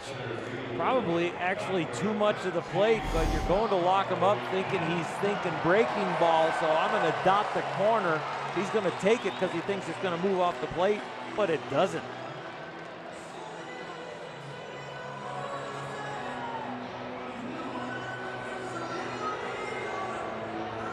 Top of the order, Charlie Blackmon.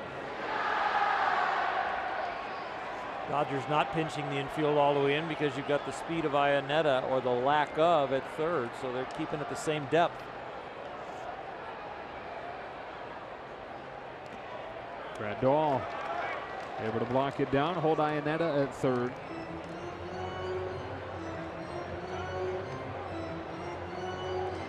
For John Axford, 10 major league seasons with 8 different teams. That includes a year spent here in Colorado with the Rockies in 2015.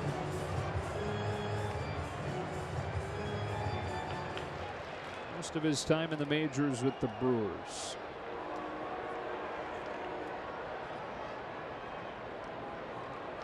That's the 1-0 fly. Blackmon grounds it back to him. Axford's got an opportunity to get out of this inning.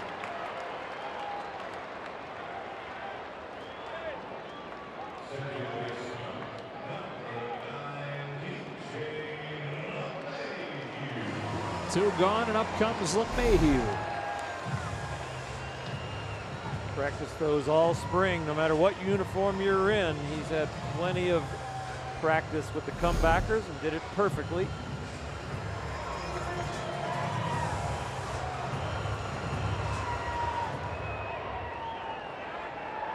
It's been a good night for LeMahieu. Started this scoring with his home run in the first. He's also walked and singled.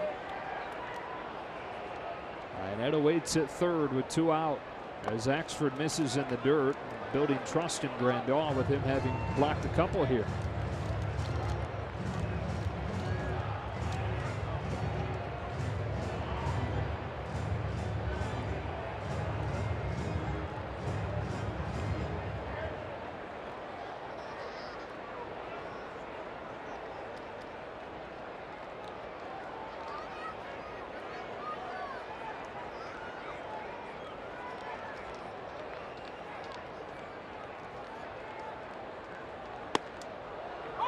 Caught the inside corner, 1-1. This kind of command with the fastball we did not see in the first outing, of course, against Houston. And we didn't see the breaking ball really going down as much as we saw it sweeping wide or being pulled. So a completely different pitcher on the mound for Rick Honeycutt.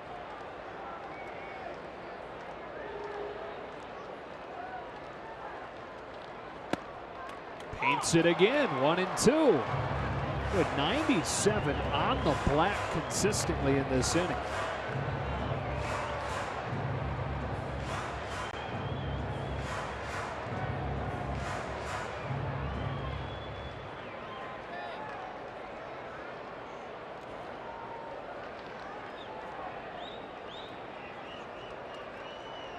Can Axford get out of it?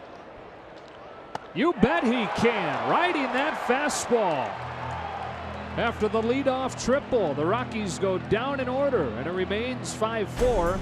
Passing those seatbelts, Manny Machado to lead off the 9th, then Peterson, then Turner. 1 for the tie and 2 for the lead in Denver.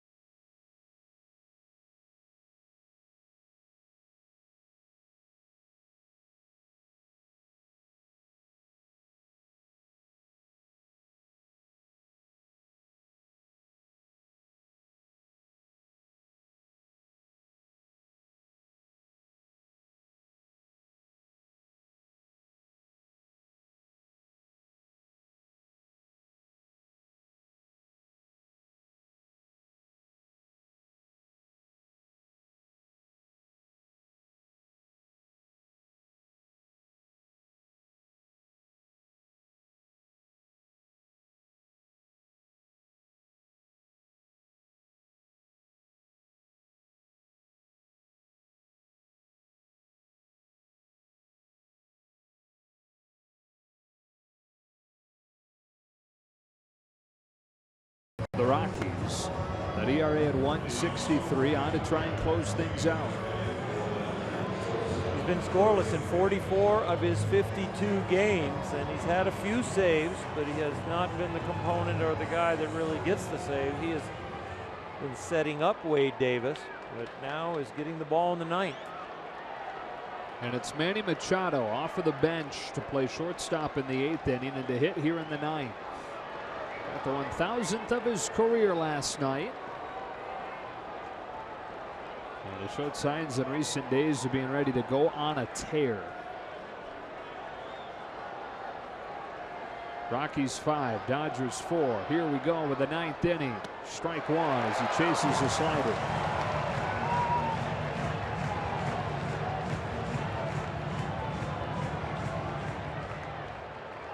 Usually see a little bit more aggression from guys coming off the bench in their first at bat. Try and get into the game as quick as possible, get their timing. They don't have 4 at bats to get it done. Usually only have 1 at bat to get it done. Last night the Dodger guys off the bench did a great number. On 3 pitches, Ottavino gets Machado.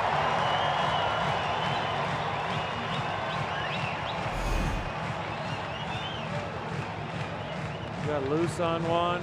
He got a strike on the second one where he took it, and then he got it blown by him on that one.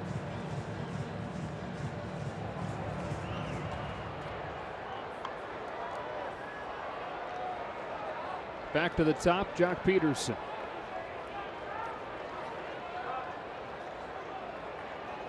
Jock 0 for 4 tonight. First 3 times up, grounded out to the right side, and then flying out to the warning track and left.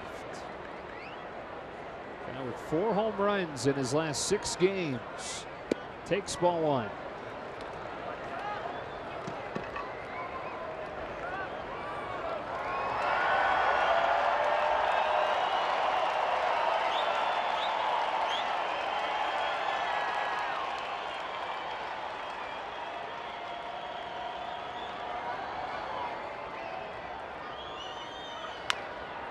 Another ground ball right side.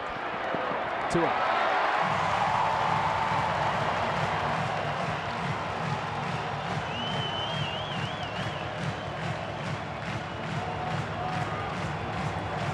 And it's up to Turner.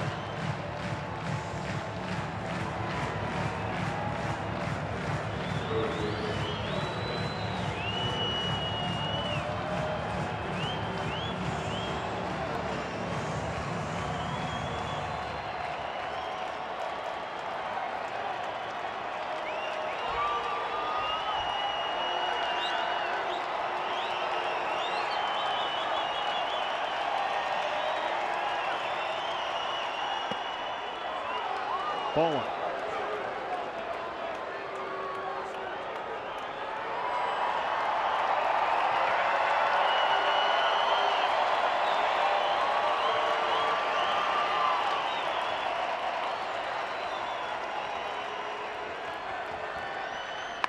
Turner keeps things alive with a base hit to left center.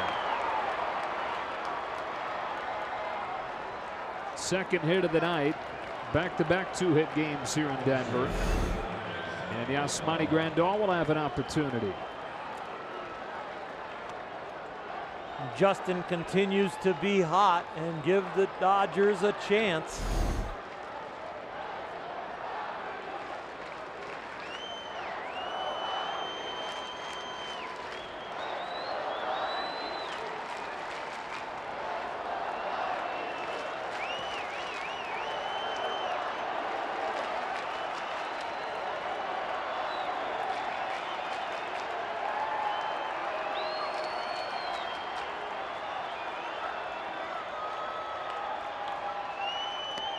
That takes off on Ottavino. 1 ball, no strikes.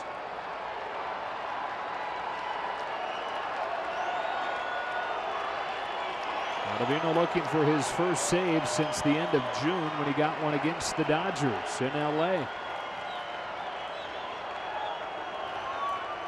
Here he comes with a 1-0. Well, they're not giving that high strike to either side tonight. Grandal's thinking that same thing as he takes it here for strike one. It nicks the strike zone, but you're right.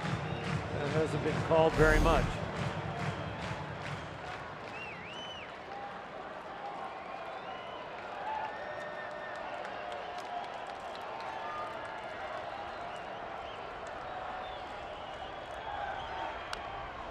Down to their final strike.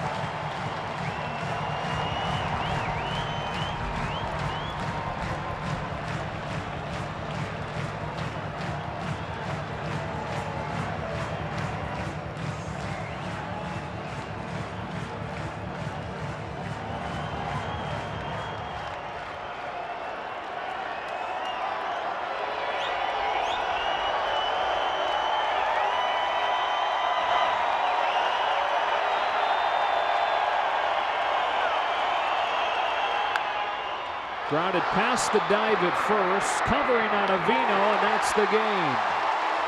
Rockies even this series at a game apiece behind the home run from Ryan McMahon. Dodgers played most of this game, a half a game in first place, but the Rockies pull closer to them and Arizona. And that home run for McMahon, who came in off of the bench to replace Arenado, is our play of the game, brought to you by Lexus. Hit it against Zach Roskup in the seventh. It